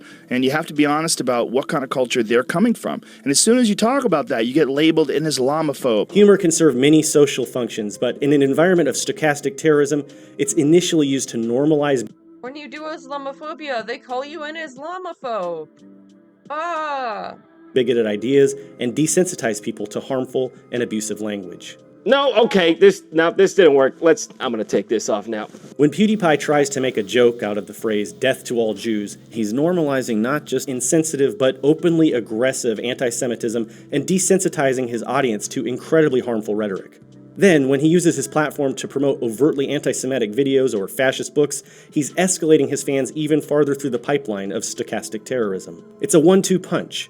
First, desensitize with humor, then push fans to more overtly racist content and ideas. Edgy humor primes the pump so that fans of this kind of comedy become much less likely to be turned off by more overtly prejudiced figures like Stefan Molyneux and Paul Joseph Watson and Laura Southern. A key point is that none of these jokes exist in a vacuum. When an edgy comedian repeats a racist concept for a cheap laugh, it makes it easier for a more seriously prejudiced political propagandist to push their bigoted agenda. And on the sidelines, at all times, there are the memes. Ah yes, the memes, the chans, forums like Stormfront, edgelord Discord servers. There are a lot of unsavory corners of the internet where virulent and aggressively prejudiced memes run wild. While YouTubers and public figures are normalizing verbal expression of violent rhetoric from above, masses of internet trolls in these spaces are shoving individuals along through the pipeline from below. Racist memes and edgy humor quickly build up into a toxic quagmire of hate speech, where vulnerable people become rapidly and increasingly desensitized. Spending time in these online spaces facilitates the process of stochastic terrorism as individuals compete with each other to see who can produce the most edgy and abusive content in new and innovative ways. These subcultures have made an art form of burying messages of hate, bigotry, and violence beneath countless layers of irony. The whole point is to make hate speech mainstream by concealing it in formats that are seemingly innocent. That flag looks like the Nazi flag without a swastika. That's all you need to know about that. The only thing on a Nazi flag is a swastika. So what's a Nazi flag without a swastika? Great pains are taken to ensure plausible deniability and to play mind games with the public at large. I don't understand. Literally just like gaslighting and fucking denying. reality. Whether taking any of this seriously. Memes and other tools that give this kind of cover to prejudice are invaluable to stochastic terrorists. The dog whistle is another tool of concealment. Dog whistles are political statements that are hidden in plain sight so that only members of the in-group can identify them. An important historical example of dog whistle politics was the Southern Strategy, which was a Republican political party election strategy used during the Civil Rights era to increase political support among white voters in the South by appealing to their racism. Southern strategists did not use openly racist language when appealing to racists. Instead, they used race-baiting dog whistles like forced busing, states' rights, and other phrasing that was clearly coded as racist to the target audience, while remaining vague enough to leave room for plausible deniability. Dog whistles have gotten a lot more sophisticated and opaque since the days of the Southern Strategy. We might refer to newer forms of alt-right dog whistling as the Lauren Southern Strategy, as modern white supremacists like Lauren Southern have developed sophisticated rhetoric that coats their vicious racism in a veneer of respectability. No longer do they call themselves white supremacists openly. They now call themselves white nationalists and racial realists who want an ethno-state. They insist that they don't think white people are superior to other races. They argue that white people are the ones in danger, the disappearing minority that deserves to be preserved. No longer do white supremacists shout with sincerity, "Kill all Jews" in public. Now they couch themselves as the victims as they shout, "Jews will not replace us." But there are other forms of dog whistling and coding that are even more difficult to decipher. Is the OK sign racist? Is Pepe the Frog a Nazi symbol? Is the phrase "subscribe to PewDiePie"? No. Pepe the Frog has been reclaimed by leftists. So, no. I mean, this is a little old, 4 years old. But, the OK thing, I think, is outdated, but might still be used. A crypto-fascist slogan? The whole point of dog whistles like these is to make discussions about this kind of language and these kinds of symbols seem absurd. They want to confuse the public enough to stall action. They want to disrupt discourse. By presenting their ideas in absurdist, ironic packaging, they're able to gaslight the public and cast doubt on their more internet-savvy opponents who can see what's really going on. Step 1. Launch a campaign to make the OK symbol a white supremacist symbol on Chan sites. Step 2. Point out how silly and ridiculous SJWs are for making a big deal out of nothing in public. Disavow is a common watchword of stochastic terrorists. Did you see Dr. Duke? I did. Was he here? David Duke was the Duke. The Dukester himself. I disavow. Yeah, of course. Disavowal.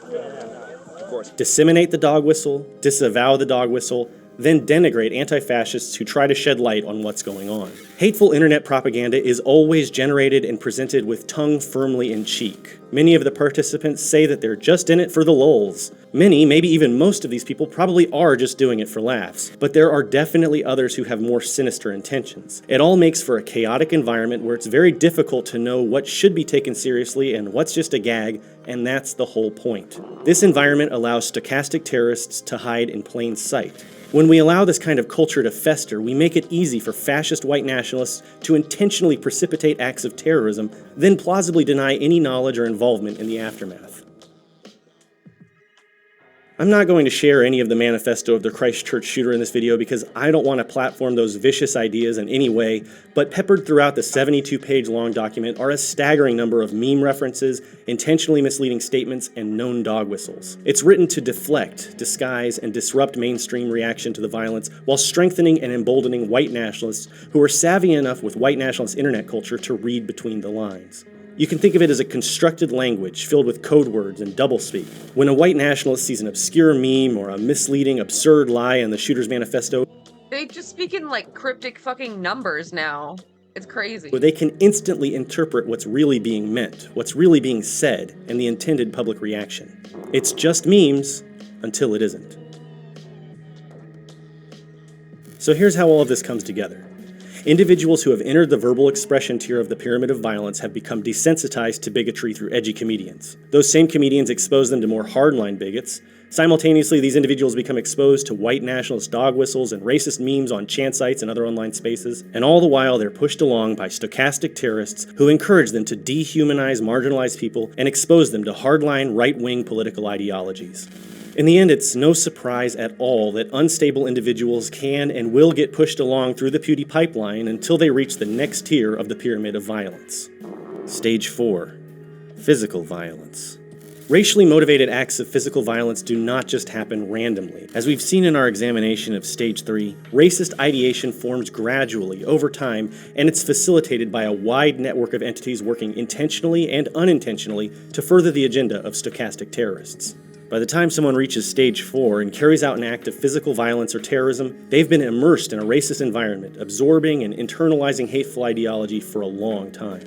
If the process is interrupted at any stage as an individual passes along from Stage 1 to Stage 3, then physical violence can be prevented altogether. If an individual is made to understand that they hold prejudicial attitudes and beliefs early on, they're much less likely to exhibit microaggressions. If someone's made to understand that their microaggressions are hurting marginalized people early on, they're much less likely to graduate to more explicit verbal expressions of bigotry.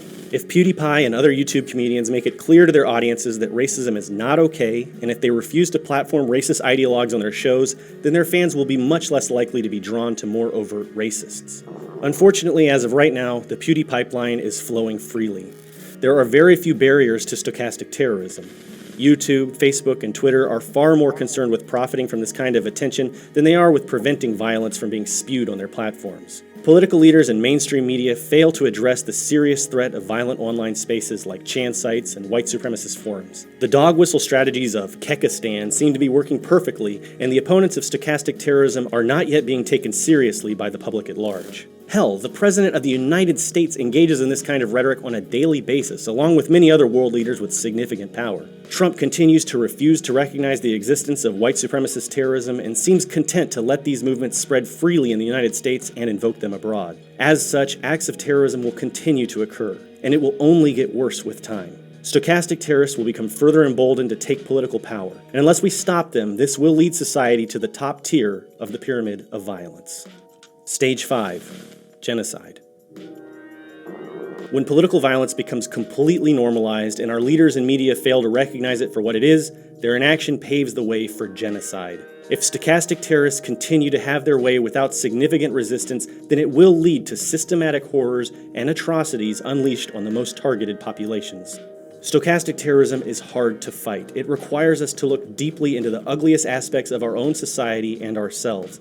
And stochastic terrorists are experts at concealing their intentions and hiding in plain sight. But the stakes are too high to let them get away with it any longer. If you're a YouTuber or some other kind of content creator and you see racist activity in your audience, you have an obligation to take a stand against it. Now, I've searched far and wide, and so far I've only found one mainstream non-political influencer who's doing a good job of addressing racism in his own audience. Here's a tweet sent out by the YouTuber Tomska. Occasionally I'll catch a glimpse of extreme prejudice within my own audience. Left unchecked, these ideologies can fester and evolve into violent acts. If you find yourself hating a group of people you've never even met, I beg you to reevaluate before it's too late. Now, this statement is simple, but it's bold and powerful. By discouraging prejudice in his own audience, Tomska risks losing subscribers and facing online harassment, but he's also making it clear that he will not be complicit in stochastic terrorism. Imagine how powerful it would be if PewDiePie and other popular YouTubers made statements like these from time to time. Imagine the effect that a tweet like this might have on PewDiePie's 14 million Twitter followers or to his 90 million YouTube subscribers. Now, before I conclude this video, I think it's very important to recognize that PewDiePie as an individual is not what we should really be focusing on. I know I called it the Pewdie pipeline, but honestly, even if PewDiePie never existed, never made a YouTube channel, someone else would be taking this role. And that's the way that this all works. It's not about the individuals, it's about the system, the systematic development of violence within these online spaces. So it might be tempting for us to focus all of our energy on one individual YouTuber, and we might want to pat ourselves on the back and Yeah, the PewDie pipeline, it's not just about PewDiePie himself. It's about how these racist circles are literally like right under your nose. It's literally the biggest YouTuber. It's not who you might expect. Especially if they are like dog whistling. Stay woke. Call it a victory if we get one of these YouTubers taken down, but I'm telling you, even if PewDiePie and his entire channel disappear tonight, somebody new will spring up and take his place tomorrow, as long as this process of stochastic terrorism is permitted to continue. Kellyanne Conway, who is an official counselor to the President of the United States in the Donald Trump administration, has gone on the record and promoted the manifesto of the Christchurch shooter. She's actually encouraged the public at large to read the manifesto. She's actually promoting the manifesto, and not only that, the way that she spoke and the words that she chose, to me, they seemed very intentionally chosen, and she introduced some choice bits of misinformation. I'm going to let her speak, and then I'll just kind of give a little analysis afterwards based on everything we've been talking about in this video so far. Unlike most mass shootings, this man came with pre-receipts, if you will. He put out a 70-page manifesto, and I guess everybody scoured it, searched for Donald Trump's name, and there it is one time. But he also said he aligns closely with the ideology of China. He said he's not a conservative, he's not a Nazi. I think he referred to himself as an eco-naturalist or an eco-fascist. But Eco-naturalist. Yeah. Did you hear the fascist part in an eco-fascist, though? My God, dude. people should read in its entirety. She said that You should read the manifesto. Dude, what the fuck? What the fuck? Meanwhile, in New Zealand, they, didn't want anyone to read it. They specifically wanted everyone to just shame the guy. Insane. Be right back. the shooter aligns closely with the ideology of China.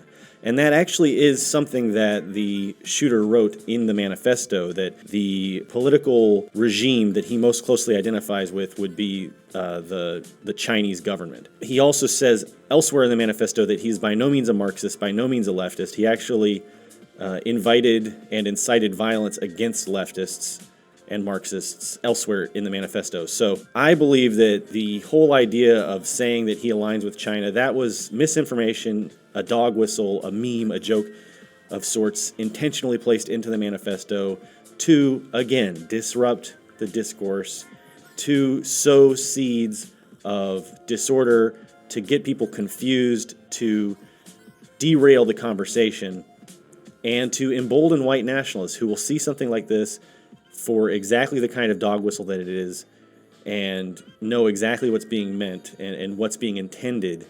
And Kellyanne Conway has taken that, and whether knowingly or unknowingly, who can be sure, but Kellyanne Conway has taken that and fed right into the hands of this stochastic terrorist, because the manifesto of the shooter is itself a piece of stochastic terrorism. Not only did he go out and do this horrible, horrible act of physical violence, but he also left this document, which is a mechanism of stochastic terrorism.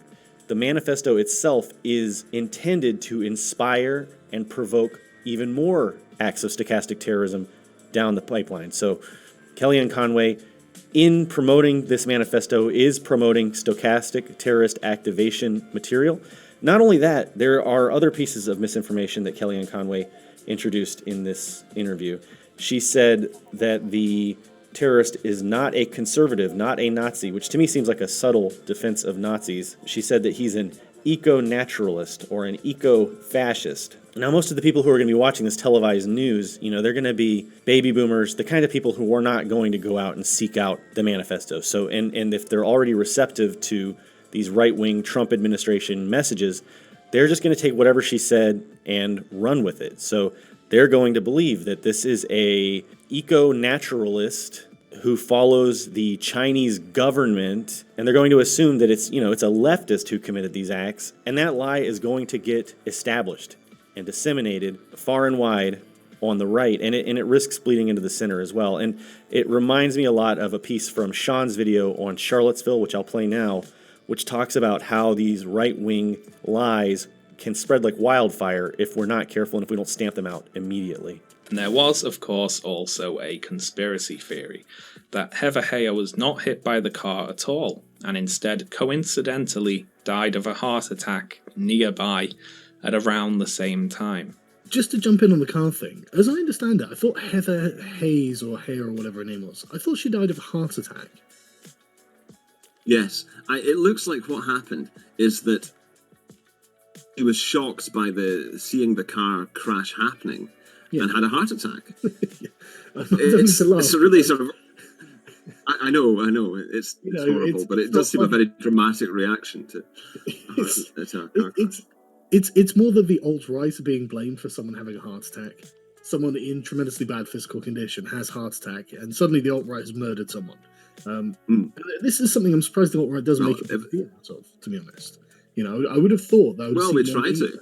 That's white supremacist millennial woes there talking to YouTube personality Sargon of Akkad, who is, as usual, mindlessly repeating whatever rubbish he's overheard Nazis say. But I do think there's an important point to be made here about how easily white nationalist lies can spread among the lazy and uneducated, and we need to be vigilant in checking and correcting those lies, lest we end up as witless Nazi stooges just like Sargon of Akkad. No matter who you are, you can help fight stochastic terrorism. If you know someone who seems to be moving up through the pyramid of violence, try to stop them before it becomes too late. Help spread the word about the very real and violent consequences of edgelord humor and the role that these jokes play in stochastic terrorism. We must stand together and fight fascism. Yeah, I mean, within reason, obviously, like, keep yourself safe. Don't put yourself in danger with the hopes of stopping a terrorism, but you know, try to educate people about, like, where that kind of rhetoric leads to.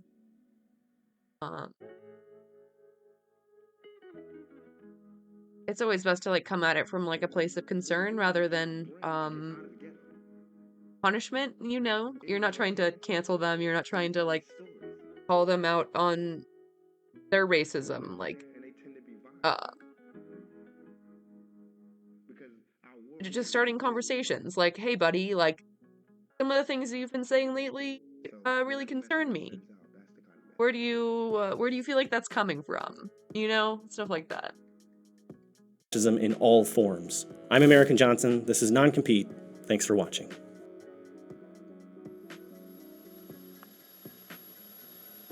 Well, I first read a small article in the newspaper that the first colored family had moved into this community, and following that, why I began to hear on the radio and read in the newspaper that there was some disturbance around this home that these people had bought. What was your initial reaction? I was terribly shocked to find that there were people in this community who would be so violently opposed to it. The main issue is the right of these people to live like Americans as they choose, and to be accepted as good neighbors. There were all kinds of rumors. I guess some of them were being spread deliberately, some were just a result of hysteria. I'm sure that a more reasonable attitude is going to prevail in this community, and I have great faith in the people here, and that they'll soon find out there's nothing to be afraid of. All right, becoming rich will not make you happier with Hugh Gopnik. When you Google top dream jobs, you get a Forbes article and a list. On that list, composed of what people would prefer to do if they had a choice, you have positions like pilot, actor, DJ, but also writer, YouTuber, influencer, and even blogger.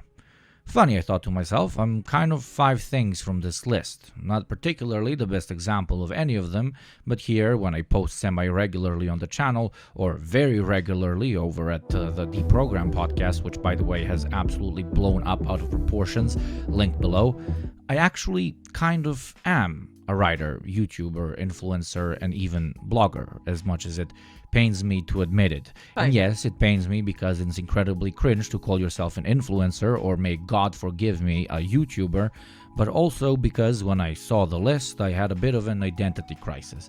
I started asking myself, am I absolutely in love with every second I spend doing this because I've performatively internalized society telling me these sorts of jobs are great? Or is it that I love it because of the job itself and the purpose I find in it? Like, for example, the immense privilege of getting to talk directly to all of you and share my thoughts, modest knowledge, and most importantly, perspective. Basically, is it that I find purpose in my profession because of how much I love it, or do I love it because everyone says I should love it? And to expand, because nobody's here to listen to a guy on the internet talk about his midlife crisis at 27, the bigger dilemma here is about you. about all of us. Will we become happier if we ever reach that elusive, foggy, muddled peak we call success? This was a triumph. I'm making a note here. Huge success. Success is ideology. Success is one of the most fluid, non-rigid classifications we've arguably ever had as a species. Throughout the millennia, it folded and changed based on the era, the economic system, or the current social and cultural norms. On a personal level, it changes based on professions, personal experience, and religious belief. Successful soldier, a successful mother, a successful devotee to God, a successful lover, a successful thief. The innate human drive towards growth needs to look forward to some sort of finish line, and we call that finish line success, be it success as a general or a mother of three. Fast forward to today, and things are slightly more complicated and yet much simpler. Through technological advancement and the introduction of the modern capitalist economy, all things slowly gave way to one singular great game, one over-encompassing definition of success which trumps all others, one field of success that leaves everything else as secondary, the pursuit of wealth, or, as polite society likes to call it, your career. And you, young Skywalker, we will watch your career with great interest. And sure, we've always competed. We always wanted to achieve a better, greater version of ourselves. So what does this now have to do with your usual capitalism equals bad rants? And sure, you can be a successful mom, a successful painter, a successful stamp collector, someone who runs a 50K, someone who kicks ass at World of Warcraft raids, or conversely, slays in bed. But when you are in a room with someone who makes a shit ton more money than you know very well that that room starts revolving around them. Today, money trumps everything. And yeah, status has always been, as the kids say, problematic, from the pharaohs to the dukes. But because nowadays success gets to only have one definition, getting money, it, for the lack of better phrasing, makes all other kinds of success feel meek in comparison. How much money do you make from painting? How much money do you make from running? How much money do you get from MMORPG raiding? Who the fuck was that? Crush him? What the fuck? Fuck! Or how much money do you get from screwing? No knights warring for honor, no artists doing it for the human soul, no priests doing it for the Lord. Only business. And if you're asking how this happened, I mean, how could it not? You thought we could just build a whole society based on competition and profit-driven growth, where there is no culture, no God, no ethical boundary which will not bow down before money, when there are people so rich they buy islands and play around with child slaves on them for decades, when you have billionaires with their 6th heart transplants, when you have millions thrown out of their jobs to satisfy... What? Who has 6 heart transplants? Wait a minute. The fuck? 6 heart transplants. When you have millions thrown out of their jobs to satisfy something as vague as increasing shareholder value. When you charge mothers thousands just to have their babies. Are you so daft to dare sit there and wonder how nothing but money making will ever be truly, wholeheartedly called? Yo, that wasn't just for having the baby. That was for, like, teaching you how to feed your baby with your own tit. Unbelievable. Unbelievable. Success in this discount shopping mall we call civilization. No, you shouldn't be surprised. You should be angry. You know my CEO corporate steez. Please overthrow governments overseas in a breeze. Politicians in my pockets for a few hundred G's. So if I'm ever in court, my assets are never freeze. But okay, we're just jealous. We didn't get to win in the great game, so now we're trying to convince people it's shallow or whatever to make ourselves feel better. That's probably what every temporarily disadvantaged billionaire would tell you about this sort of rhetoric, so instead of complaining, let's actually jump on board and see what this whole goddamn hype is about. That age-old cliche drawn-out put a gun in my mouth question. Does having lots of money actually make us happier? Scientifically. Well, until recently, a 2010 study coming from the United States National Academy of Sciences said that, sure, the wealthier you are, the happier you are, but to a point. At 75K, it plateaus. Conclusions drawn out of this by most standard media at the time went two ways. The progressives said, here, you see, no need for anyone to have too much money, while the reactionaries argued, you see, people with great wealth do it for the responsibility, not petty personal happiness. Both those points are under question now because there's a new kid in town, and by kid I mean a research paper, and by town I mean the minds of academics who can't believe anything unless it's reviewed by 20 other dudes from their profession. The recent study was conducted by researchers Daniel and Matthew, names straight out of the New Testament, and it challenges the belief that there is a threshold beyond which money no longer contributes to happiness. Their study, published in the Proceedings of the National Academy of Sciences, surveyed over 33,000 adults in the United States, asking them to report on their feelings throughout the day using an app. The findings suggest that, contrary to the previous theory that happiness plateaus at around $75,000 a year, happiness can continue to increase with income even beyond $200,000. However, the study also identified an unhappy minority of about 20% of participants whose unhappiness does not improve with rising income. For these individuals, factors such as heartbreak, bereavement, or clinical depression contribute to their misery, and increased income does not alleviate their suffering significantly. The researchers emphasize that while money can contribute to happiness for most people, it is not the sole determinant, and there are various degrees of happiness. The study also revealed that the effect of money on happiness differs based on income levels. Lower earners tend to gain more happiness from increased income compared to higher earners. Basically, if you go from 30K to 60K, you'll feel it a lot more than someone going from 200K to 30K. The researchers emphasize that money is not the sole factor in determining happiness, but can have some influence. In conclusion, when it comes to this study, it suggests that, on average, having more money can contribute to increasing levels of happiness for most people. However, individual circumstances and personal factors play a significant role, and money is not a guarantor of happiness for everyone. You slimy. Uh-oh, moving. Uh-huh. Aw, $20. I wanted a peanut. $20 can buy many peanuts. Explain how. Money can be exchanged for goods and services. Woohoo! But it doesn't end there. Another study, this time from Harvard, expands on the discussion of wealth by asking what type of spending actually gives greater happiness or not. The research provides support. Interesting.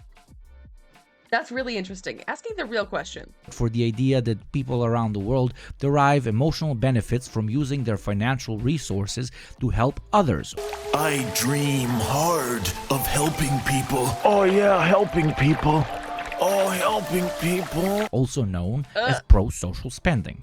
The study analyzed survey data from 136 countries and found that pro-social spending is consistently associated with greater happiness. To test for causality, experiments were conducted in Canada and Uganda, two countries with different income levels, and it was found that spending money on others had a constant causal impact on happiness.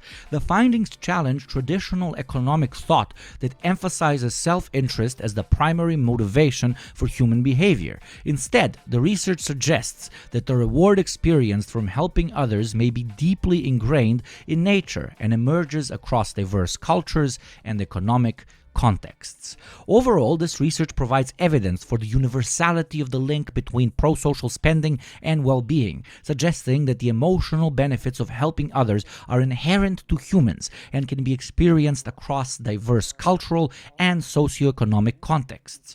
Key word there being helping others. It's just the case that in the current previously mentioned socioeconomic context, money is the main way through which we often feel we can help others the most. Which, by the way, wink wink, Patreon link below, help others. So to combine, having more money, it seems, according to statistical data at this current ideological moment, does make us happier. And helping others makes us even happier. So did the people who pursued wealth as their main goal in life get it right? Well, depends on whether they actually ended up making more money or not. Saying that higher levels of income lead to greater levels of satisfaction might be true, but so is waking up one morning and being taken by a train to a wizardly prep school, or getting bitten by a spider and being able to jizz out of your arms and swing across the city. It's not the what, it's the if. Wait. Of course, it brings Jizz out of your arms and swing across the city. Wait, that was jizz? Gnarly, dude. Gnarly. higher levels of happiness to not have to worry about bills or be able to travel on a whim. I'm sorry I had to make you sit through academic research when this stuff is pretty obvious. But, I needed you to take me more seriously. The problem with equating the pursuit of wealth with happiness is not that it doesn't bring it, but that you might not actually get rich. And even worse, that you might have sacrificed much better. Yeah, it turns out people like having money for things like their house and food and not having to worry about where their next meal is coming from. But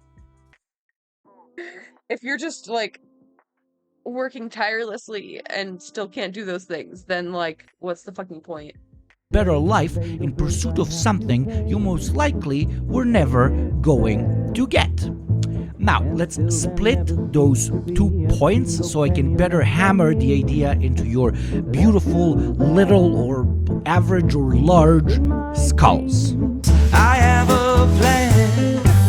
If I'll just be a wealthy man, I wouldn't have to work at all. I fool around and have a ball. Let's define rich as being a millionaire, which by itself isn't what it used to be, as that amount of money in $1950 would be worth over 12 million today, but okay, 1 million USD it is. 1 million USD in your net worth. So the value of your cars, houses, and shit, not just 1 milli sitting in your account available for spending. We're making it as modest as possible. To continue, millionaires are around 8.8% of the US population according to the absolutely most ridiculously inflated sources. Globally, they're an incalculably tiny decimal of the world's population, but again, making it simple, sticking to the US. According to the American Federal Reserve Bank, the correlation between parents' income and their children's income in the United States is estimated to be between 0.4 and 0.6. Let's stabilize that at 0.5, indicating that around 50% of people remain in the same wealth category as good old mama and papa. So, half of the kids of millionaires will stay millionaires, and likely even wealthier, while the other 4.4%, half of 8.8, becomes open for the taking as generations switch. The average millionaire is 57 years of age, so good luck spending it while in your prime. 33% are women, so good luck to the ladies, and I don't even think I need to go there and tell you how many black people get to have the privilege of joining the millionaire club.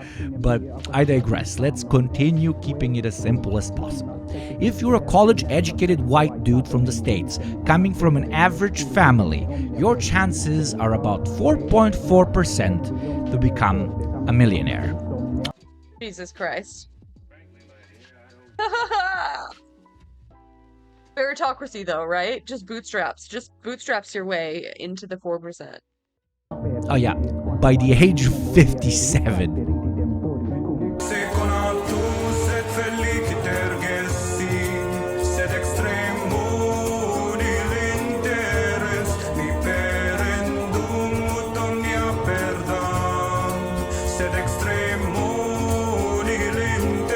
This goes so hard. What? Let's presume that those 4.4% end up being perfectly happy, and the other 4.4 who were born into $1 million and kept it are also perfectly happy. Then we have 91.2% of the population, out of which an incalculable but most likely dominant portion chose to dedicate their lives to the pursuit of wealth and, well, didn't make it. What did they have to give up in their pursuit of monetary accumulation?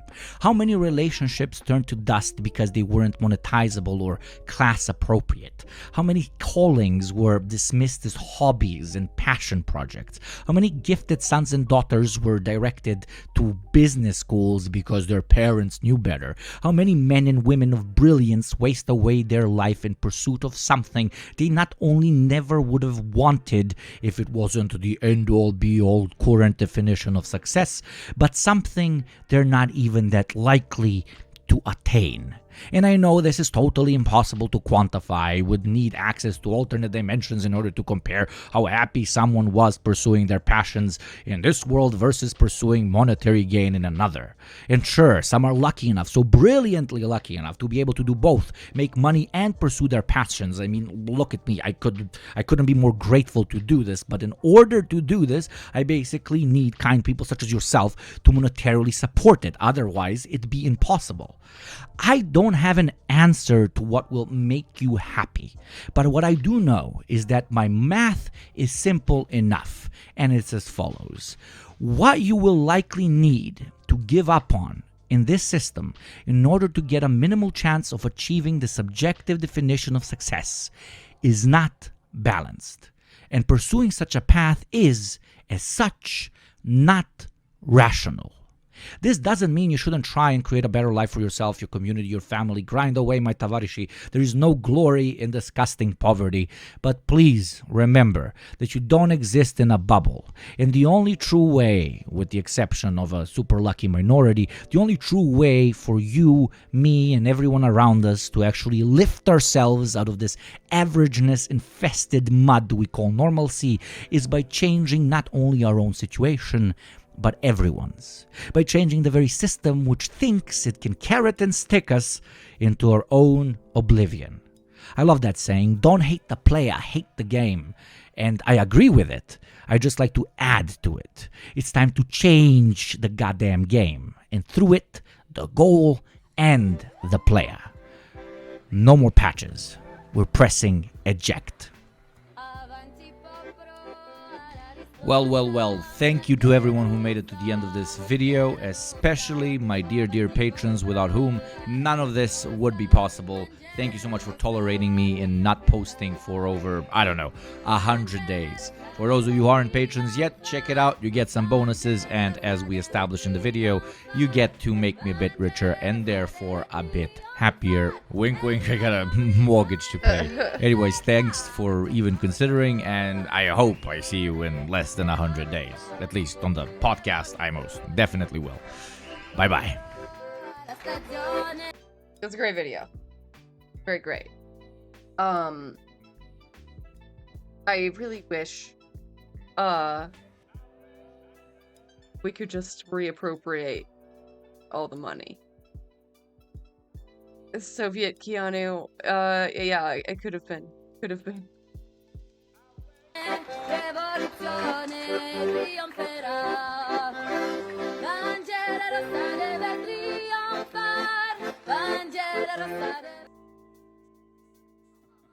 I've been standing in this. Other American problems. Parking laws are strangling America with Climate Town.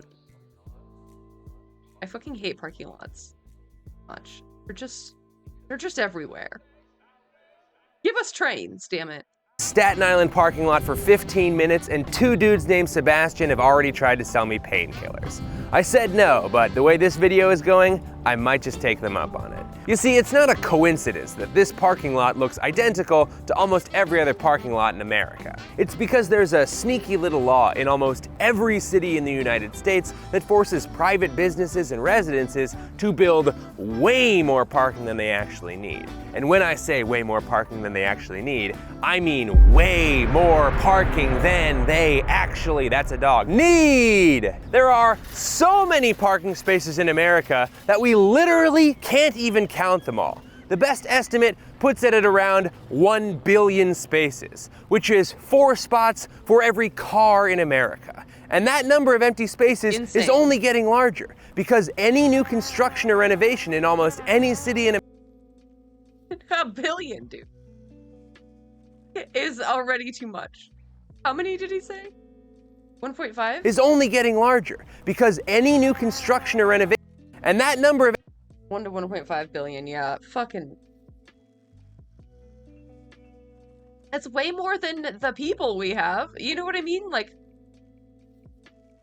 4 times our population. Ah! of empty spaces is only getting larger because any new construction or renovation in almost any city in America is being held hostage by a bunch of archaic laws from the 1950s called minimum parking requirements, which is a big reason why every city in America is starting to look like this. Big city sprawl, yeah, it definitely does. It absolutely does.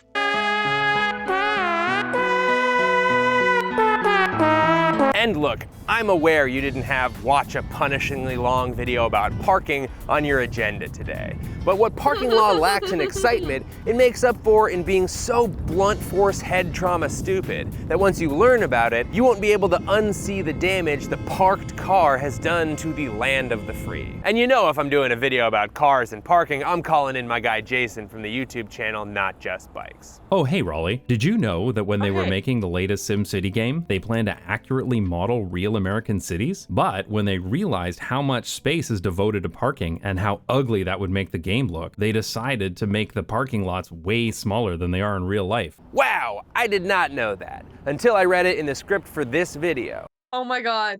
Oh my god. Of course they did. They did. Yeah, they probably also added trains because that just makes sense. Thanks, Jason from Not Just Bikes. He's gonna help me get through this hellscape that is parking in America. But maybe there's actually something we can do to fix it, maybe? Hi, I'm Raleigh Williams, a guy with pretty good balance, a climate science and policy degree, and right now I'm about a mile away from 3 of Staten Island's finest eyebrow threading salons. And this is a video about how parking laws are strangling America. Welcome to Climate Town.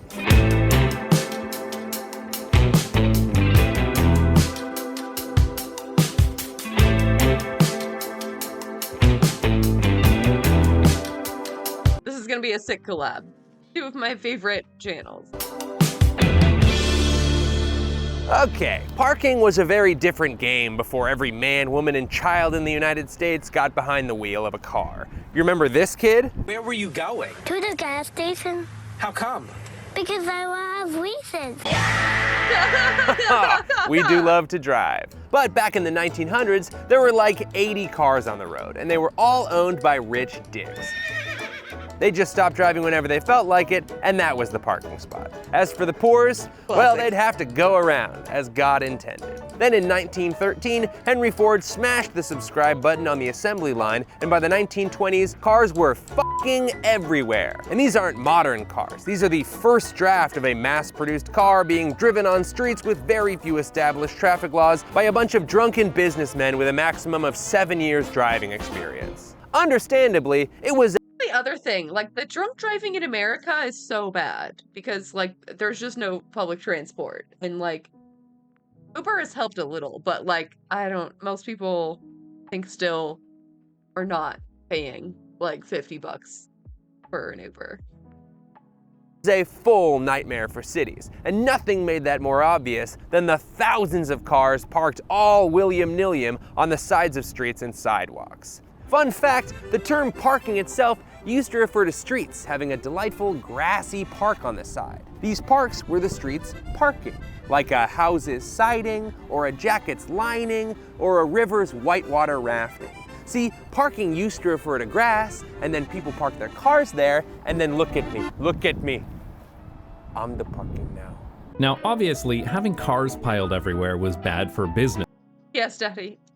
And American cities were desperate to find some place to put a never-ending stream of automobiles. So they called in the big daddy William Phelps Eno, the father of traffic safety. He's the guy credited for inventing such traffic classics as stop signs, traffic circles, and even pedestrian islands. So That motherfucker.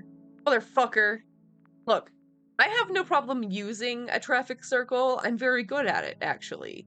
But everyone else is so fucking stupid and it's so dangerous. So dangerous.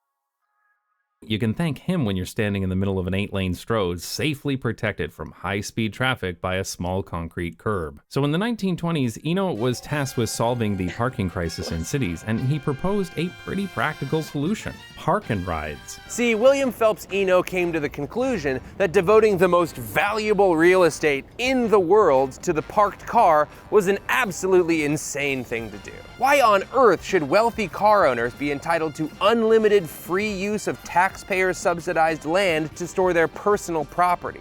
A car parked downtown clogs delivery lanes, it congests traffic, it impedes pedestrians, so obviously, no to that. It made way more sense to have designated parking lots on the outskirts of town, and then a robust system of public transportation to ferry people into city centers. Many city planners believe that really good public transportation is the only way to keep our cities from being choked to death by the automobile. Seems like a pretty... I mean, yeah, like, everyone in New York knows that it doesn't make sense to have a car in New York. Like, it's still true. But, I don't know. I guess, like, once you're rich, you move to the suburbs, and you need a way to get to, like, the nearest train or whatever, but, like...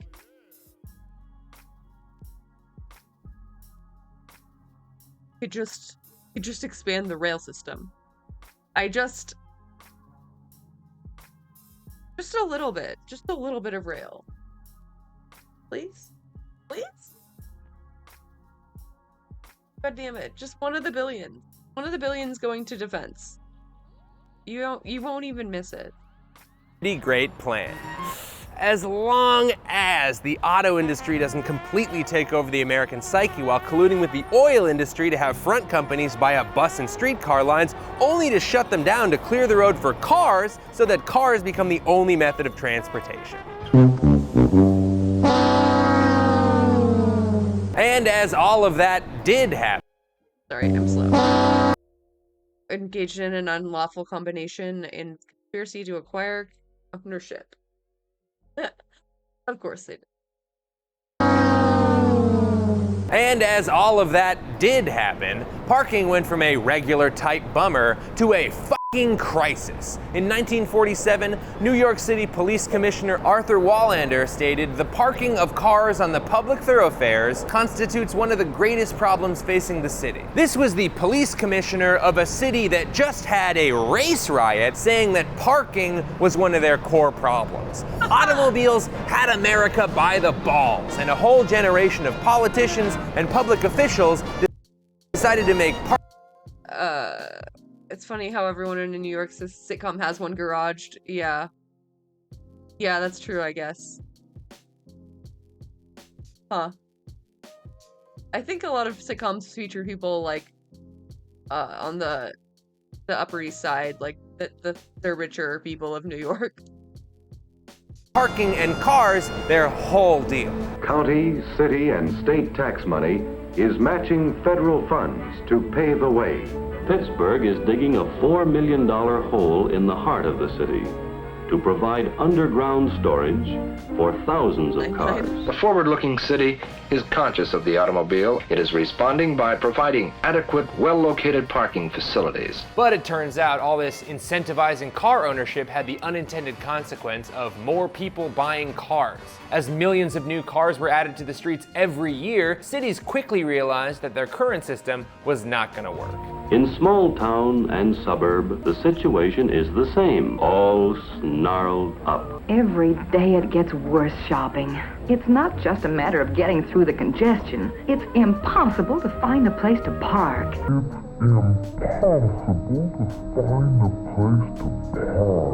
And to quote Michael Caine, in their desperation, they turned to a man they didn't... Portably on a detective. Yeah. Imagine. ...fully understand. Is that pretty close? Yeah, the accent is. I told you to blow the bloody doors off! Yeah. That man was Mr. Minimum Parking Law. See, instead of cities building all the parking spaces, they could just make the private sector do it. And at first, it seemed like a pretty slick little solution. See, American entrepreneurs and developers and small business owners want to build shops or residences or whatever an amazing city superstore is. So why not have them each tack some parking onto their establishments and solve the parking crisis once and for all? Cities would still have to manage their meters and on-street parking, but if we could make parking lots the responsibility of store owners and developers, surely we... Interesting. I didn't realize that's how it worked. Interesting. Brooklyn have minimum parking? I don't know. Probably not very much. can fix this problem with no repercussions. These minimum parking requirements seemed like the perfect cure for the parking problem, and they spread through America like the smoke from Canadian wildfires, eh? In 1946, about 17% of cities had parking requirements in their zoning ordinances, but by 1951, that number had shot up to around 71% of cities. And if you're dyslexic, that might not seem like a big deal, but trust me, it's a huge jump. And if you find yourself wondering exactly how many parking spots an aspiring malt shop owner has to build before they're allowed to open their business, you're asking the right questions. What were minimum parking requirements based on? Let's go to the board. Oh no! Bullshit! You gotta be joking me! You gotta be kidding me! I'm ruined! I thought it was based on something good! I need a win, baby! I need one win! Oh no! Like that. Yeah. The minimum parking requirements that each city readily adopted left the actual number of spaces up to city planners and town committees. The typical instruction they were given was to have enough parking for maximum possible building usage rather than normal usage, which would ensure that small businesses and private developers would be forced to buy. Jesus Christ. Maximum usage. You need a car for your max occupancy? Like each of the person? That's so fucking stupid. So fucking stupid. Paid spaces unless you have a local permit. Yeah, probably. Yeah, there's a lot of that. Oh my god. So much wasted land, dude.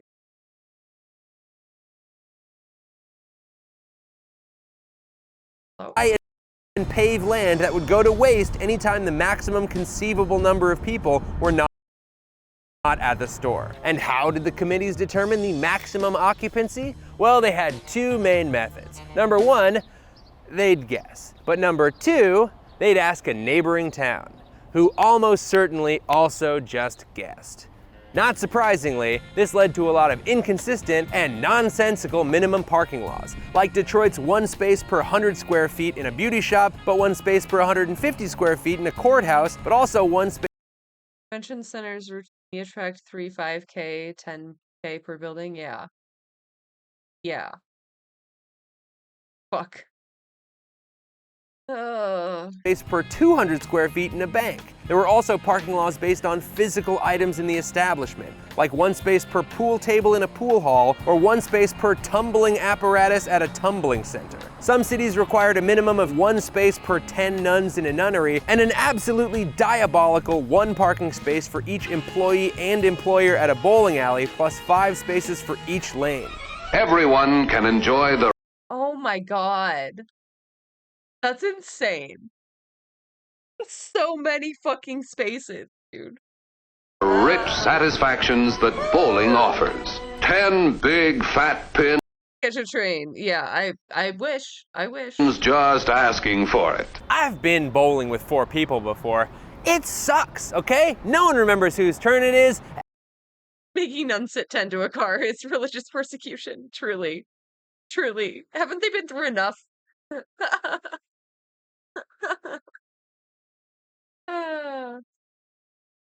Not to be sitting on laps. Oh my god. Oh my god. Sounds like the beginning of a porno. Everyone uses nicknames and you're like, who's Ball Man? Is that Corey? Is that Grace? It's terrible. The only one they got right was adult entertainment.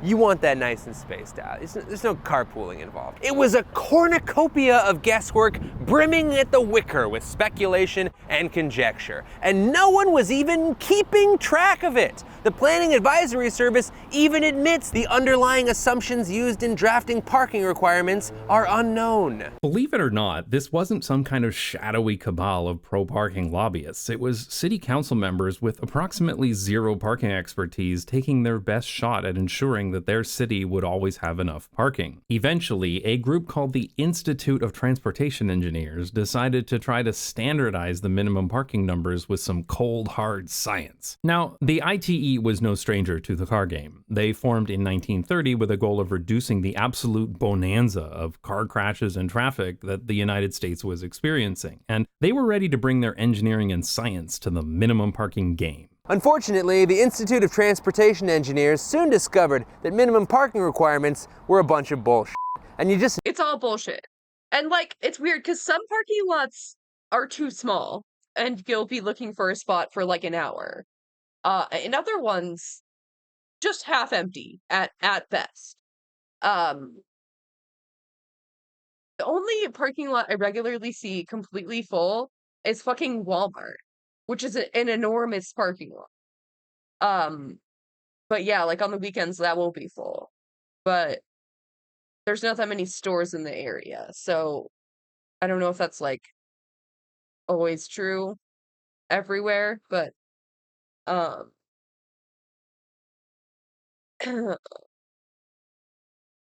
monk to none ratio now. Yeah, equality.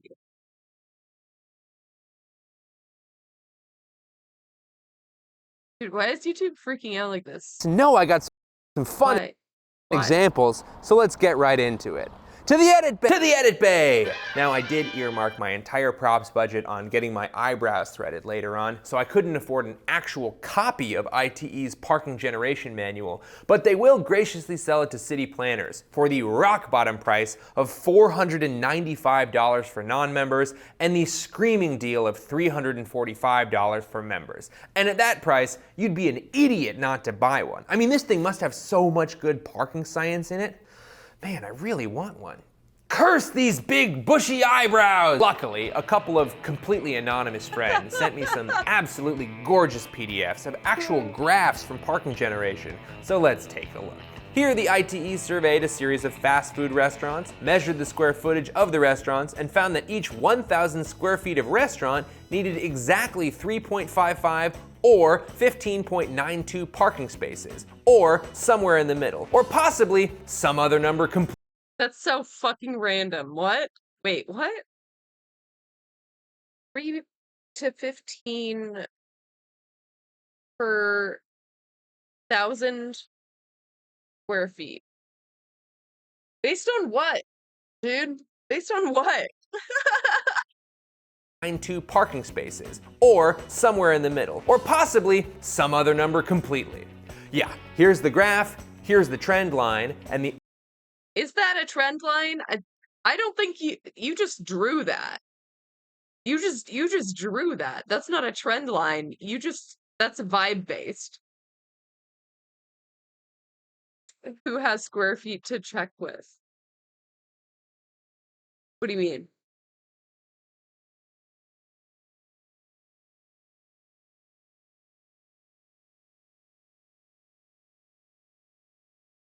With a drive-in window, too. Strange. Strange. It seems completely random. I have foot-shaped feet. Oh my god. Oh my god. You are making it a joke, right? I can't tell if this is an American freedom units moment that you don't understand, or you're making a joke.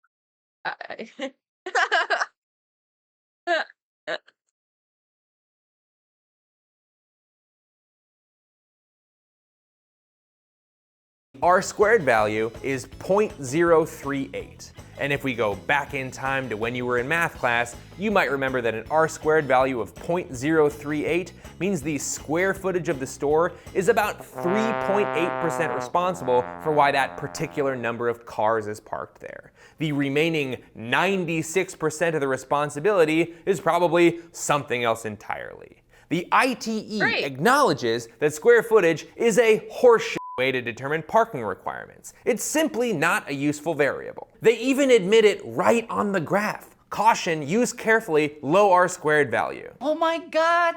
He admitted! And use carefully is doing some heavy lifting here. It should say, caution, do not use this. But you can't really sell a book that says, all the information in this book is bullshit and we know it, so use carefully was gonna have to suffice. And despite knowing that their information was useless as a predictive tool, they had the audacity to include the exact precise average of 9.95 parking spaces per 1,000 square feet. Which is a lot like saying, we have no idea when humans first gained consciousness, but we think it might have been at 9:51 a.m. on a Thursday in the year 300,006 BC. But maybe city planners did use caution. I mean, obviously they didn't just take the graph at face value, round up, and then force a ton of fast food restaurants all around the country to build 10 parking spaces for every 1,000 square feet of restaurant. And it Oh no. Aware. just goes on like that. An analysis of over 100 other ITE parking graphs revealed that about half of them are based on just 4 or fewer data points, and about a quarter were based on a single data point. Why even make a graph? Or fewer data points, and about a quarter were based on a single data point. Why did you even make this graph? You couldn't find one more, at least? Bro. And they put the average. They put the average for one data point. single data point. Let's take a look at the ITE graph of sporting goods stores, like Dick's Sporting Goods. Remember when Dick was a guy's name and that was it? Dick's Sporting Goods remembers. Here's the graph of parked vehicles versus number of employees. The line of best fit should be here, not here. And if we're going by just the information we're given in this graph of number of employees versus parked vehicles, as number of employees goes up, parked vehicles goes down. Which means according to their own data, with enough employees, you'd have a negative number of parked cars. Which means a logical interpretation of this graph is that you could solve parking everywhere forever by having sufficiently overstaffed sporting goods stores in every city in America. And since that's not really something the ITE can sell, they made up this line. Why didn't you think of that? Could have solved everything. Which I think is what you get when you add up all the parked vehicles and you divide by all the employees. Which is not how fucking statistics works. So effectively, American city governments tried to get everyone to build the maximum possible amount of parking using the time-tested method of pulling data out of their asses, and those non-scientific guesses became the bedrock of US parking legislation. But when the Institute of Transportation Engineers tried to back up those assholes with science, they poked and prodded the numbers until they could prove that we needed maximum parking everywhere, which was then turned into literal laws. They poked and prodded the numbers? What? Requiring it. I did not believe that this could possibly be true the first time I read about it. It's just that stupid to think that we overbuilt parking basically everywhere because of feelings. And overbuild parking we did. Virtually every municipality in the United States has had 75 years to develop under the toxic influence of minimum parking requirements, and you can see the problem from space. Not space in the classic sense, but high up. The automobile that no one would think of giving up is doing this to our central cities. In Los Angeles, nearly 2/3 of the downtown area is taken up by the automobile. That's crazy. That image is crazy. Los Angeles, nearly 2/3 of the... It's all cars, dude. Holy shit. Man, I'm never gonna look at it the same. And it's crazy. So much pavement too, like it just makes it so much hotter.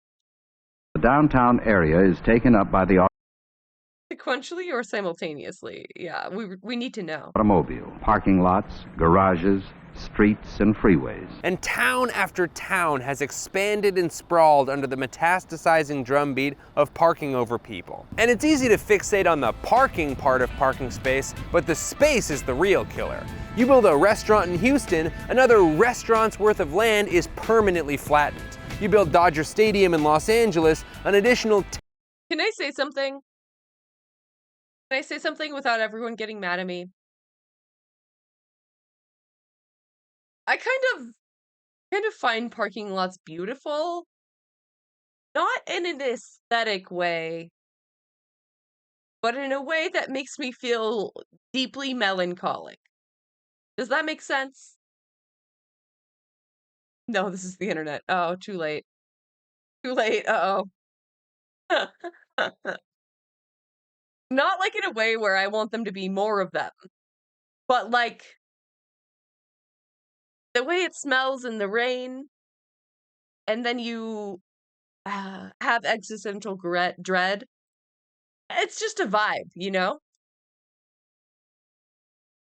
I knew in my heart you were wrong before you even spoke. Oh my god. Stop. Canceled. land is permanently flattened. You build Dodger Stadium in Los Angeles, an additional 10 Dodger Stadiums worth of perfectly good land is sacrificed for parking. Minimum parking guarantees sprawl, and it's easy to see why virtually every city in the United States keeps developing into the same stretch. Morally obliged to threaten your life in response before I've even read the linked webpage.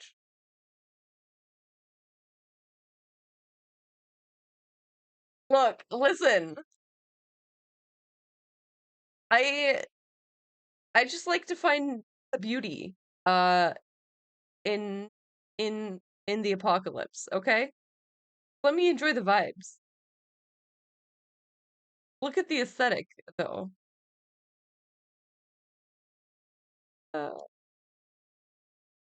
Why does this keep happening? Stretches of low-to-the-ground boxy structures with minimal multi-story buildings and lots of blank spaces for parking. We get a lot of fast food restaurants, chain stores, and single-family housing because they can accommodate parking laws by simply paving part of the surrounding property. The other kind of structures we keep making are expensive, larger buildings like luxury apartments, office buildings, hotels, that kind of thing. The parking requirement is costly. Developers have to build underground garages or huge parking structures or buy the building across the street and knock it down for parking. Increasingly, we are seeing large-scale demolition as the first To hear your point at all, listen again. It doesn't even matter. It doesn't even matter, okay? You don't even want to listen.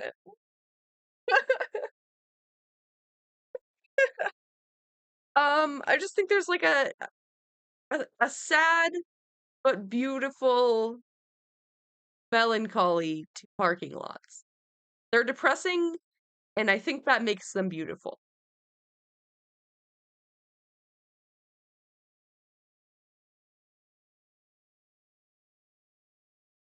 first step in building modern cities. Fucking Here, for video. example, Why can't I just play the video? Literally, why? My computer fine? Oh, it is kind of hot. Oh, well, that's not good. I'll refresh and hope that helps. We're at 1802. Apartments, office buildings, hotels, that kind of thing. The modern cities. Here, for example, is the tallest building in America to be demolished to start over. Surely we shall not demolish all our large buildings, but the lesson is clear. We live in a... You've explained your position in detail over a series of lengthy posts. Absolutely. Have a lovely day. If only. If only. Most normal internet interaction ever. A day of bold planning. They then pass that cost along to their tenants in the form of rent. Apartment developer Peyton Chung calls this the valley of high parking requirements, with these two kinds of developments on the sides and a missing middle of mixed-use, mid-rise buildings and low-cost apartments that can't afford to buy sufficient land and build to the parking minimums. And to be crystal clear here, parking is absolutely not free. That's like saying the bathroom is free in your hotel room. It may not be a line item on the bill, but you're paying for it, whether you use the bathroom or just piss off of the balcony. When a store or developer is forced to buy twice the necessary land, that extra cost is just rolled into everything you buy. And the worst part is, if you don't drive, you're still paying for that disgusting sea of asphalt that you need to cross every time you go shopping. Plus, your city needs to extend every road, every pipe, and every wire that extra distance for a bunch of parking spots that stay empty. I can smell that. I can smell the asphalt just looking at it. Oh, it smells so bad. I hate it. Yo, can we make something better? I heard there was like a new material that absorbs less heat or something. I forget what it was. Oh, hempcrete, I think. Almost all of the time. And that cost is fucking high. Each individual parking space costs between $8,000 and $80,000, depending on if it's just a paved surface or a multi-level or subterranean parking structure. The Walt Disney Concert Hall cost $274 million to build, and $100 million of that was building the underground parking structure. That's not free. That's $100 million. And you bet your ass concert goers are paying for that in their ticket prices. The godfather of parking reform, Donald Shoup, whose actual website is shoupdog.com, the dude is the man. We talked to him for this video. He's awesome. And he estimates that the cost of building a mall increases by 67% if you build above ground parking, and by 93% if you build below ground parking. It's also almost gotten to the point where you can't even build affordable housing. A Seattle-based study by the Sightline Institute found that the mandated parking increased the monthly rent by $246. Well, can I just have my $246 a That's stupid as fuck. Oh my god. Oh my god. As if they needed a reason to increase rent, like, god. month back and not own a car? I don't think so, Jack, because you live in America, the land of the free market, unless we're talking about parking, which is a cost the government forces its citizens to collectivize for the good of the motherland. And not to put too fine a point on it, but making parking free is a textbook subsidy to car owners. Every time the government forces a business to build parking, that is the government incentivizing car ownership. And people who don't own cars are getting absolutely fucked every time they have to pay extra for toothbrushes or rent to fulfill a subsidy that they do not benefit from. Ooh.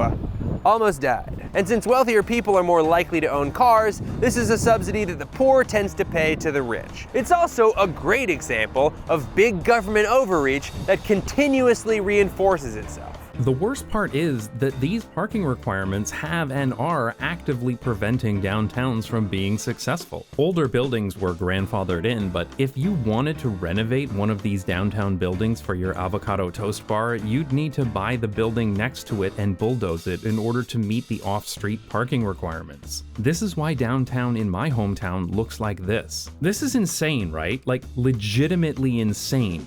That's so dumb. God, that's so dumb. Yeah, that completely ruins the downtown, dude. Just destroying historic buildings so you can build a fucking parking lot. Ugh.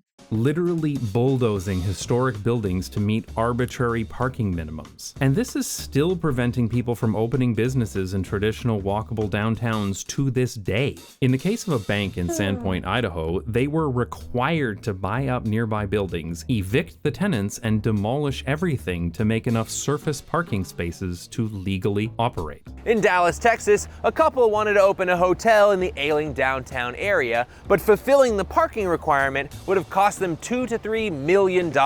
In Fayetteville, Arkansas, a whole gaggle of downtown buildings sat vacant for decades because minimum parking laws made it too expensive for small business owners to move in. Parking laws are a boot, but not like a fun, cute boot that you might wear to the movies. They're a boot on the neck of cities and towns that have fallen on hard times and are just trying to revitalize themselves. And they have the effect of driving would-be city dwellers to just say f it and sprawl out to the burbs, where the cost of buying land for parking isn't prohibitively expensive. And we haven't even talked about the climate implications yet. My God, urban sprawl and minimum parking laws are crazy destructive to the environment. First of all, parking lots require a lot of asphalt and concrete. Those two substances are responsible for like 10% of global greenhouse gas emissions. When you build parking lots, you have to displace something. And historically, that something has been wildlife, including paving over tens of millions of acres of American wetlands and hundreds Hope Levins and Gooby. of millions of acres of other ecosystems. Parking also contributes to the urban heat island effect, which honestly should be its own video, but the TLDR is that it ain't great for climate change. And speaking of urban areas, all that pavement prevents water from absorbing, which leads to floods and exacerbates the effects of storms and hurricanes. It also pollutes the ever-living shit out of our water when dirty, dusty, heavy metal and pesticide-infused water runoff sluices off the pavement and into the lakes and rivers. And of course, parking creates more parking by pushing buildings further and further apart, making a short, tolerable walk into one that sucks and takes forever. And also about a million more environmental problems that I don't want to get into because we're already however long this video is, and honestly, I can't believe you're still watching. But thank you so much for sticking with it because, we finally got into the what we can do about it section of the video. And I'm extremely happy to say this part is actually very promising. Now, you know my guy Donald Shoup has been calling out bad parking laws for decades, and it seems like people are finally starting to listen to him. Remember those vacant buildings in Fayetteville, Arkansas? Well, in 2015, Fayetteville became quite possibly the first city in the country to completely eliminate commercial parking minimums and let businesses decide how much parking they need. Really, they were probably the first, but I don't want to get sued by the residents of New Bicklesburg, Virginia, or whatever small town thinks they were the first, so I use the legal term, quite possibly, to protect myself. Try it out for yourself sometime.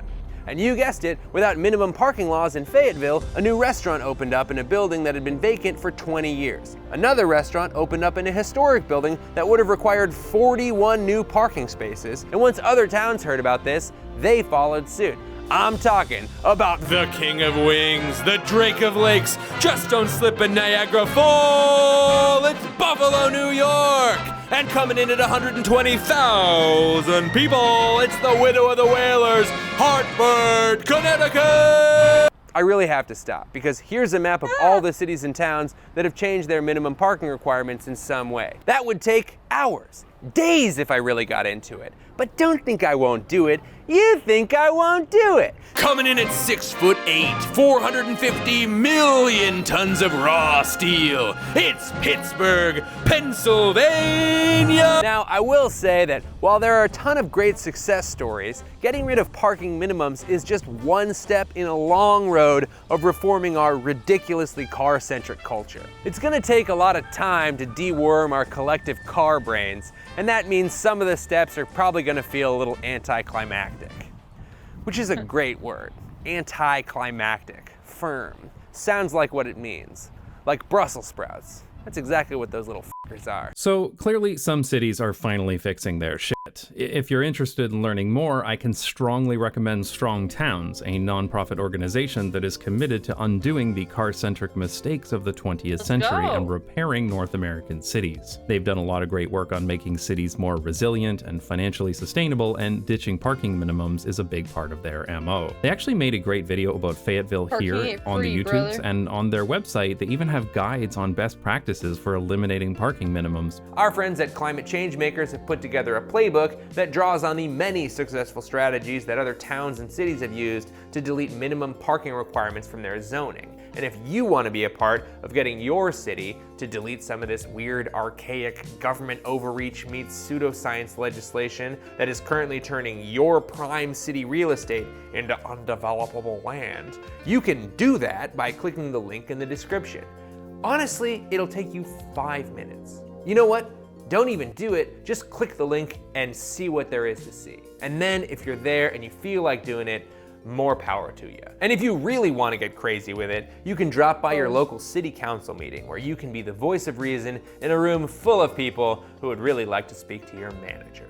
But above all, whatever you do, just consider getting more educated about the climate crisis. Because if we're not careful, we might find ourselves in the middle of a copyrighted song about paving paradise and putting up a parking lot, which I would love to play for you underneath this sort of closing monologue right here, but obviously I can't. So I am singing it in my head right now. Good song. That's a great song. It is. Wish I could play it right now. Okay, you made it to the end. Thank you so much for watching. And thank you to Jason from Not Very Just good. Bikes. Go ahead and like Very and good. subscribe and even leave a comment about what a nice guy Jason is. He is. Very nice guy. Thanks for sticking around this far. Feel free to like and subscribe to Climate Town if you like. If you really want to help us out, you can join our Patreon page where you get Okay. behind the scenes Should we content. talk about why police are so bad? Or should we do fun? I think we should do fun. I think we all know why the police are bad.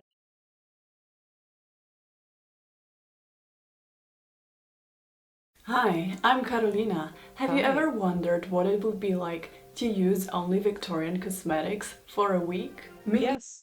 Yes, I have. neither, but let's try. When we think Victorian cosmetics, we mostly think arsenic, bleach, lead, and all sorts of things that are bad for you. But was it really like that?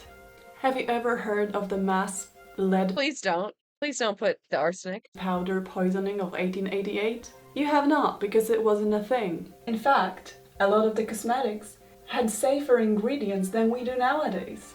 That is why I'm going to attempt using only Victorian cosmetics for a week. Oh, but I really am though. My friend is a cosmetology historian and she does an amazing job of like uncovering old recipes, trying out recipes for old cosmetics. So I obviously had to contact her and I was like, I need you to make me a ton of Victorian cosmetics that I can use for my video. So she did. She dug out all recipes, she made all these cosmetics for me. She asked specifically what the cosmetics are supposed to be for. I was like, everything from head to toe, I need to be covered in Victorian shit. She very happily obliged. I'm gonna link my friend in the description. Authentic. Oh my god, the fucking dedication, dude. But basically all of the cosmetics I'm using in the video are by her. That is her doing, that is her work and her research, so just wanted to give her a shout out. If you're looking for someone to give a historic cosmetic presentation, she's the one. So yeah, I got a massive box of cosmetics from her and I tried using Victorian cosmetics for a week. Let's see how that went. Here comes the unboxing, which I'm going to do in a British accent because I'm deranged. So first we're gonna open the top of the box. Why the frick won't it open though? This is quite difficult to do with one hand only, so bear with me for a second please. Do you know what? Actually, this is a bit annoying, isn't it? So I'm going to stop recording and just open the bloody box. Never mind, I got it. Oh my god. Oh my god, this is actually nice. Absolutely stunning, innit? Gorgeous, stunning, incredible. Oh my god. Let's go. Ooh. Oh! Okay, so this is full of spatulas. Cold cream, perfect for summer. A lip, what, however you read it. Salve Regina. Oh my god. Am I an alchemist or what? Milk of roses. I'm gonna love this. Okay. Almonds and roses. Morning. Oh, the echo. Damn. Morning routine 1859. I actually don't know the exact date of the cosmetics I'm using. I mean, they're not actually from that period. Disclaimer, I'm not a time traveler, as I have said before. Anyway, Sure. first I'm gonna use I don't know. I think she probably is a time traveler. paste for my face. This works for cleaning and also kind of as a peeling, so that's what I'm gonna do. And then I also have cold cream for my face. So that's my morning routine. Let's start off with the almond paste. I'm supposed to mix it on my hand. It looks kind of yummy. Do not eat it. Do not. It looks like almonds. Let me try. Smells nice.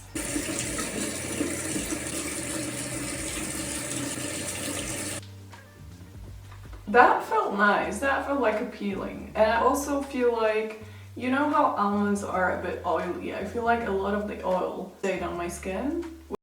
Well, that is kind of nice. I was wondering if it's like exfoliating.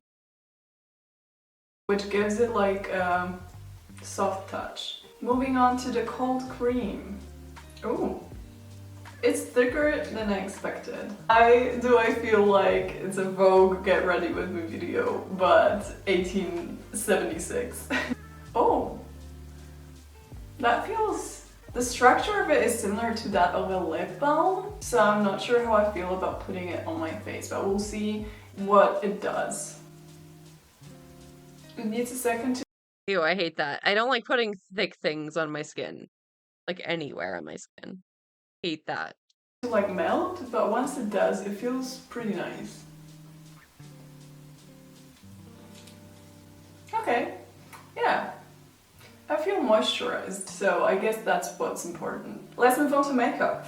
Okay, let's go. We're gonna do rose powder first and then blush. According to the instructions, I'm assuming it's so we don't cover the blush with the powder. I'm just gonna drop it on my... Okay, got it. Oh, it has those tiny pieces of roses. Alright, let's go.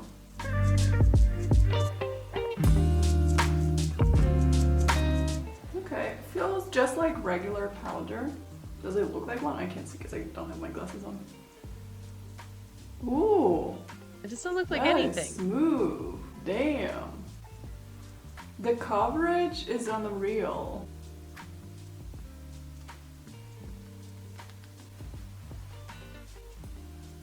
I feel like there's tiny pieces of it that stay on my face that I can feel. That is nice. Okay, blush time. Hi Vogue. Today we're gonna get ready for the recording of my new... It is so cute, in the little jars. It really is like little alchemy session. Oh. Oh. It's very delicate, but I'm assuming that's exactly what a Victorian woman would want. Like a blush that is not showing too much. And then we also have a lip salve, which is like a colored lipstick. Okay, this one's like a regular lipstick. It does have like a little coloring, but to a point where it doesn't really show that much. This is actually perfect for a Victorian look. Like I can totally imagine Victorian ladies using all these and just looking like this. Like just improving natural qualities that you have, but it's not showing too much. Also, just a comparison, this is the same look in natural light. So yeah, that's what it looks like. Okay, let's... Easy breezy, beautiful cover girl. It is very similar to a what did they call it? Oh, a clean girl aesthetic. That was a couple years ago. I think that was popular. I mean, it still kind of is. But Yeah, that like barely there makeup look. It's kind of cyclical. Everything comes back. See how this holds during the day. It's really hot today, so I'm assuming it's all gonna melt. And then in the evening we're gonna do a whole hair routine and also wash this off with a Victorian makeup remover. So see you later. This is me like 5 hours later. I must say, given I was just outside in a really humid, hot weather, this is actually kind of impressive because I'm not shiny at all. Like I didn't use anything to wipe my face and it's dry. It's actually insane. Nice. I've never had that happen with powder before. Like I always use powder like every day. It's gone within like 2 hours. Like I touched my face a lot today and nothing. Impressive. I'm back and we're using rosemary oil as They don't make it like they used to in 1887. a conditioner.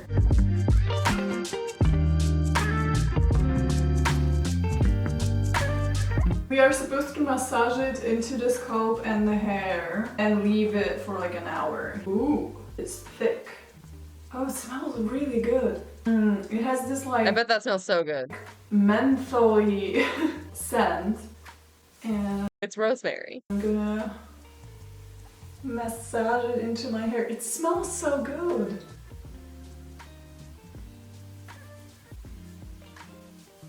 Okay, now because it's oil, obviously it looks really greasy and like that's the purpose. It's a conditioner, it's not supposed to stay on the hair. So I'll be back in an hour and then... Wait, why did the curls look so good? Wait. Her hair looks so much better greasy, what? I'll do the rest of the hair routine. Stay tuned. Time to wash my hair. Okay, oh, look at this greasy dude. I have lavender soap. Greasy dude.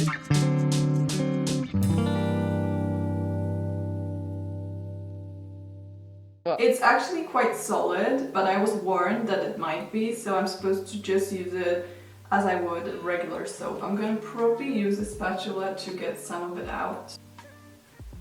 Now that this is kind of ready, this is going into my hair.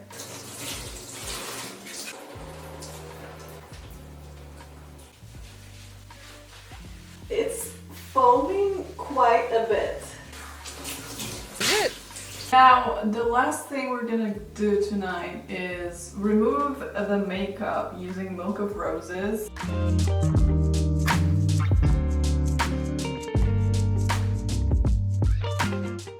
We have our cloth. We have the milk of roses. Let's go. I hope it smells good. How do you milk a rose? This. Can I just drink this? Oh, I love the smell. Interestingly enough, I feel like the blush activates with water because I was brushing my teeth in the morning and I noticed that I have like spots of red on my face and I was like, what is this? Turns out I splattered water on my face. I feel fresh, I feel moisturized. Feels good. Now I'm also going to use Feels good, man. lemon soap. Lemon soap. Interesting. To wash myself, but I'm not gonna show you because it's not OnlyFans. Bye.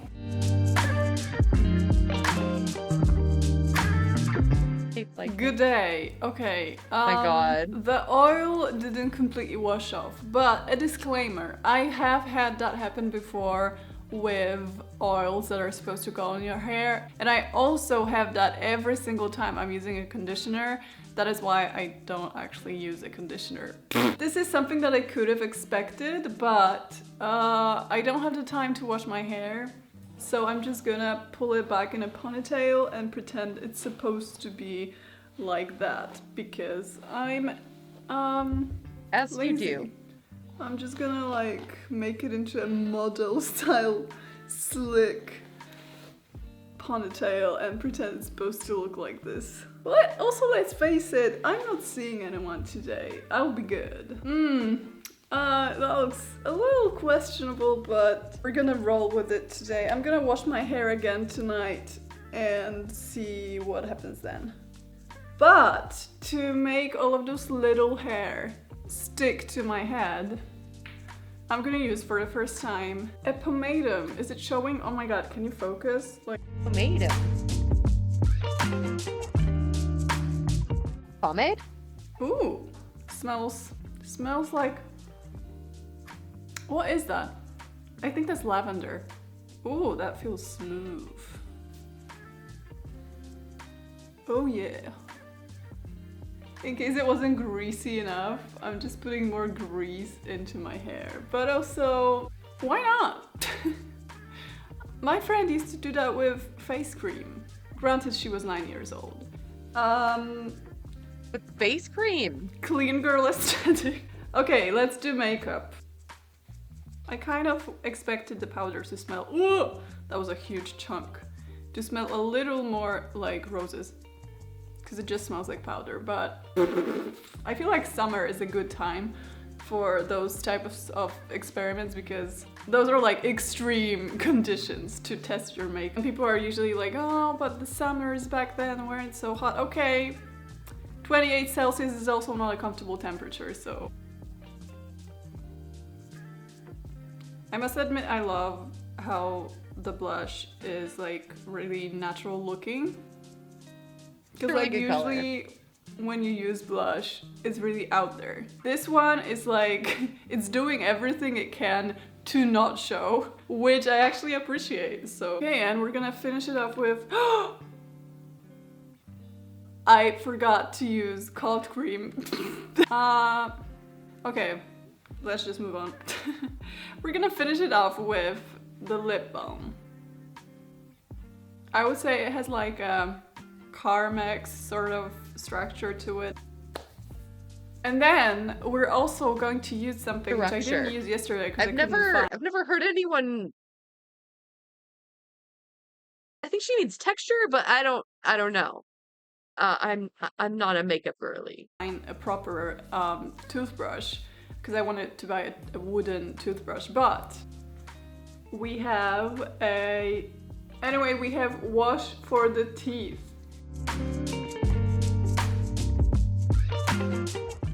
It looks like poison. It looks like poison. I have not opened it yet. I hope it doesn't explode. It's basically a toothpaste, like a 19th century toothpaste, which uses, as you can tell, uses charcoal. Okay. The cork looks like it's rotten. Smells, again, a little, it has like a little herbal scent to it. Let's try it. Hope my teeth don't fall out. Let's try the cursed toothpaste. Okay. Forbidden toothpaste. That looks like my soul. This is a toothpaste. I'm supposed to just put it on my toothbrush. This is the one I'm most afraid about because it like, all of the other cosmetics are like staying outside your body. This one's going in. This one has a really interesting texture. It kind of feels like glue. Ah! Yeah. Oh, it was. I mean, they still make charcoal toothpaste, I think. Just water, okay. All right, let's go. Oh. Oh. Oh. Oh my god. Okay, I'm gonna get the rest out with some floss. And otherwise, kind of like the flavor, like it tasted really nice. It's kind of sweet like a regular toothpaste and minty, and there's also this like herbal undertone that I'm not sure what it is. So it felt totally like, you know those bio toothpastes that are like super expensive and they don't have that like strong menthol scent? That's what it felt like. Like I have been using some of those because we had them at home, and it's kind of this like less strong toothpaste that still leaves you feeling fresh. So I totally don't need to wash my teeth with regular toothpaste afterwards because I feel like it's completely fine. Like I feel clean and fresh. The only downside is that my whole sink is black. But to be honest, I have also been using like black toothpaste on a regular basis. Like I'm just using this one And it's the same, like it just stains the sink, so you need to wash the whole thing after you wash your teeth. So yeah, let me just floss this thing out, and that's the end of the routine for the day.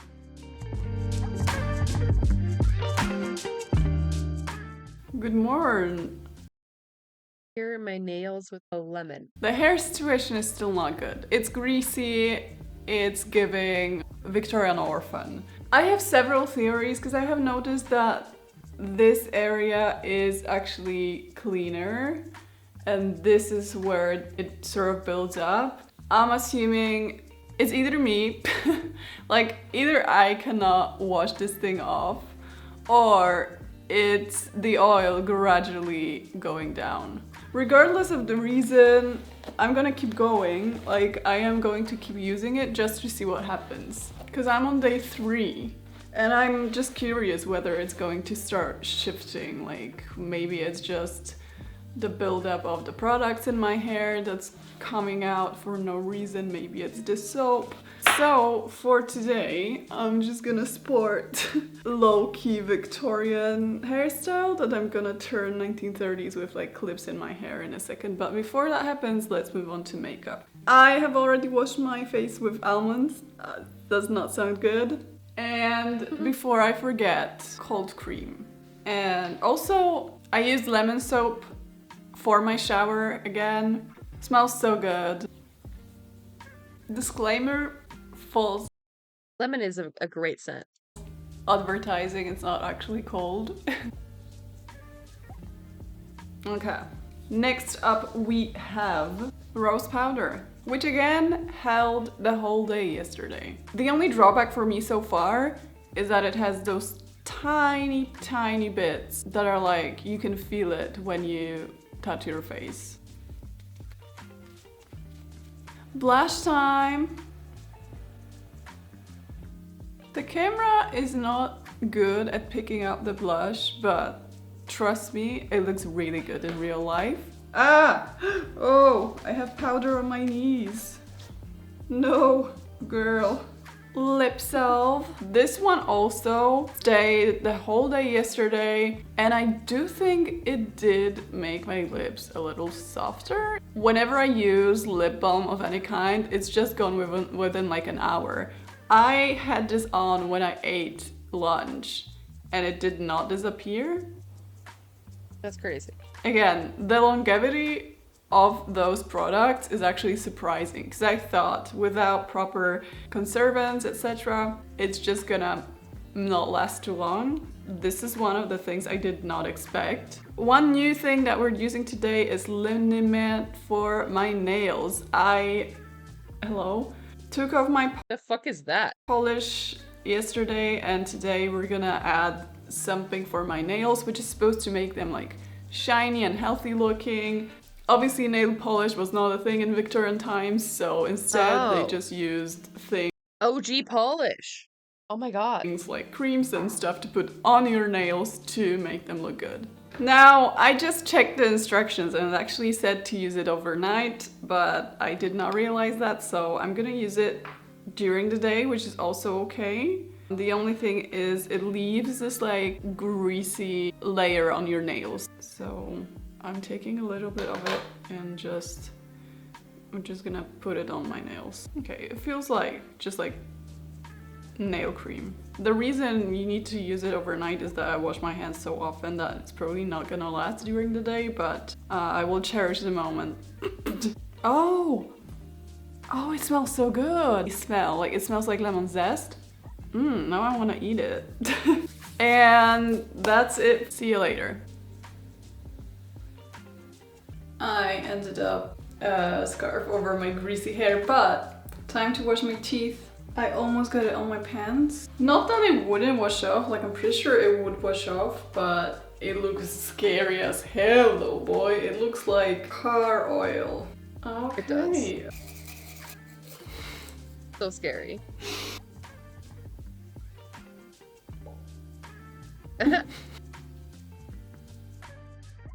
It's Evening time, and let's remove my makeup. Skin condition wise, I have noticed some pimples, but I'm 99% sure it's hormonal rather than it has anything to do with my skincare routine, because it already started before I started using this cosmetic, so it's just my hormones being a mess. Milk of Roses again.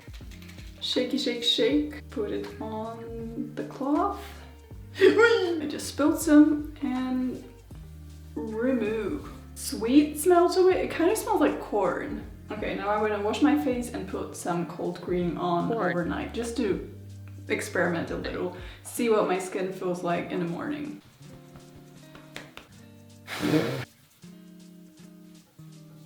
Also, hair update. It's gotten slightly better, but it's still a greasy mess because I have stuff to do tomorrow. I don't think it looks bad at all. I actually have to break the hair curls and wash it with regular shampoo. I really wanted to see if the greasiness lifts off after a couple of days, but it's just not possible with the amount of stuff I'm doing, and I have to look like I actually wash my hair. So, but I feel like it has gotten a little better, so I'm assuming if I kept doing that for like 2 more days, it would definitely just wash off like all of the greasiness. Also, update on the nail oil. It works. My nails do not feel completely dry, and I just removed nail polish, so it usually is pretty rough on my nails, even if it's without acetate, so yep. Cool. Just washed my face with almonds again. Not sure how to feel about it. I must admit, peeling wise, fantastic, does a great job. Moisture wise, leaves my skin feeling a little oily. That's okay. But I still feel like I'm smearing my face with food. Like I literally feel like I'm just smearing marzipan on my face, and it's a weird feeling. So yeah, you kind of are. You kind of are. But I mean, a lot of makeup ingredients are also food. You know, like coconut oil. I don't know. Maybe it's my 21st century self talking, but it feels a little off, not gonna lie. Let me use some cold cream.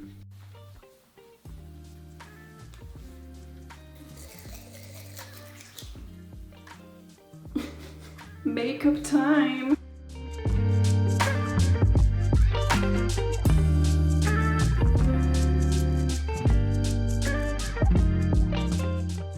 Hi, oh, what happened to my voice? Today we're gonna try out something that's called Portugal water, and it's for the maintenance of your hair when it's dry. So the rosemary oil that I used is a conditioner that you use on wet hair, and this one, oh, it smells so good. This one is supposed to help with your hair as it is dry. So how do let me just try and pour a little bit on my hand. I'm not entirely sure what it's doing, but it does smell nice. So maybe even as a sort of refreshment for your hair, it works well, especially for hot days. Don't be shy, put some more. Okay, now I smell great. So there is that. Cold cream. If there is one thing from this whole routine that I'm missing, it's definitely sunscreen. Like, I am an avid sunscreen user, and luckily for me, during this whole experiment there was like a bout of bad weather. Yeah, obviously there is some UV rays coming through, but it's like most of the time I'm inside, and when I'm not, it's like half an hour of mediocre sun exposure. So luckily for me, this was not an issue. But was I a 19th century lady? Instead of modern UV protection like sunscreen, I would have to just cover my body. That is why they wore hats, basically. That is why they wore gloves. That is why they carried parasols everywhere. That is why they had fans. So yeah. So as you saw, it was an interesting... I didn't really think about that. Life before sunscreen and shit. Yeah. I mean, bring back parasols.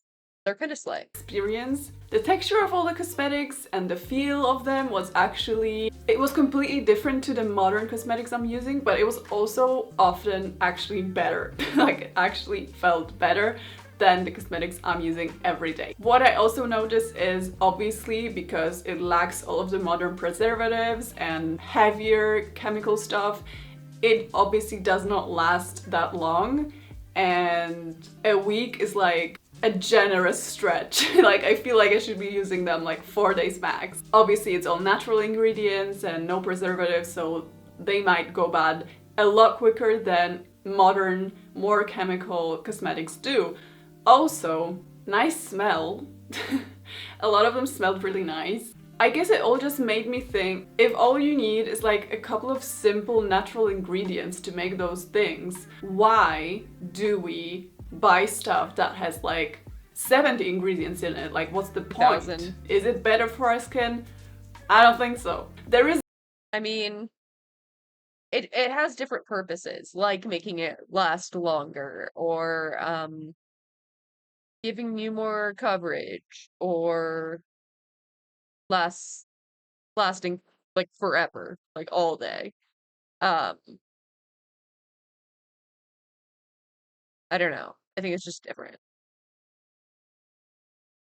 a reason whenever I went to the dermatologist, they're not like, oh, I think you should buy the Chanel face wash that is olive scented. No, they're like, you need to buy the most basic of basicest stuff. So it is possible that all the stuff I used is actually better for my skin than modern cosmetics, even though it sounds shady. Now, a disclaimer, obviously, if you were to use actual Victorian stuff, was produced in a completely different way. Summing up, it just made me think, like, I'm already quite a minimalist when it comes to using products on myself. Like, I'm basically like a man when it comes to the amount of products I use on a daily basis. But it made me think, even the products I'm using are obviously more complex than the ones I just used for a week, and it's like, do I need to? It also made me feel like we tend to put Victorian women down a lot, like, oh, they were dirty, they didn't brush their teeth, they didn't do any makeup, their hair was greasy. And maybe they did use the cosmetics, but they just didn't like talking about it because it was something intimate and something that was considered maybe not the most modest. So they didn't like talking about all of the products they're using. But if you look at actual advertisements from the era, there is a lot of stuff that they were advertising. So obviously they had clients. Yeah, those are my thoughts. Let me know what you think about it. And just remember, whenever you're digging out old recipes, obviously while the recipes that I was using, the products that I was using, that was all safe and completely okay products. Sometimes the products are a bit questionable. Maybe they don't make your face melt in an instant, but they might be something that we're not using anymore because we know it's not the best for you. So if you're looking at old recipes, be ready for a lot of stuff that is actual chemical ingredients that we're not using anymore in terms of anything body related, because we're like, yeah, no, let's not do that. But at the same time, as you could see, a lot of those cosmetics did not actually have those ingredients, and they're fully natural and full of stuff that is actually beneficial for you and that we continue using to this day. So that's all I wanted to say. See ya. What's going to happen? Everyone's going to pick a card. Do not show your card to anybody. If you get the king, you are the murderer. And if you're the murderer, you will... Man, I've been trying to watch this for so long. Oh. Well. No. I'm tired. Fuck it, I'm tired. Fuck it, I'm saying it. Okay. I'm tired. I'll be back Tuesday. I have to edit and stuff. Take a day off to cuddle the cats. I hope to see you then. Thank you for being here. I tired, I'm done. Haha, good one. Good one. Thank you, Tipster, for the raid. Thank you for the follows. Drink some water, take care of yourself. Have a good one. I'll see you Tuesday. Oh, I hit the wrong button. Bye. Some time for the wounds to heal. What is broken is broken. Let's just leave it for now. We need some perspective just to understand how. What is broken for now. What is broken for now.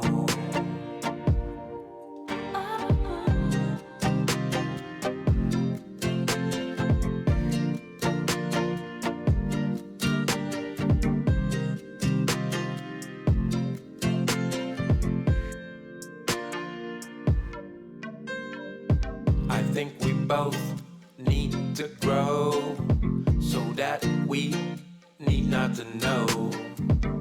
Maybe doubt, maybe ask, maybe understand at last. From knowing to asking, from tearing to building, from thinking to feeling, from hurting to healing. Please let's just be quiet and let the silence speak. Just give us some time for the wounds to heal. What is broken is broken. Let's just leave it for now. We need some perspective just to understand how. What is broken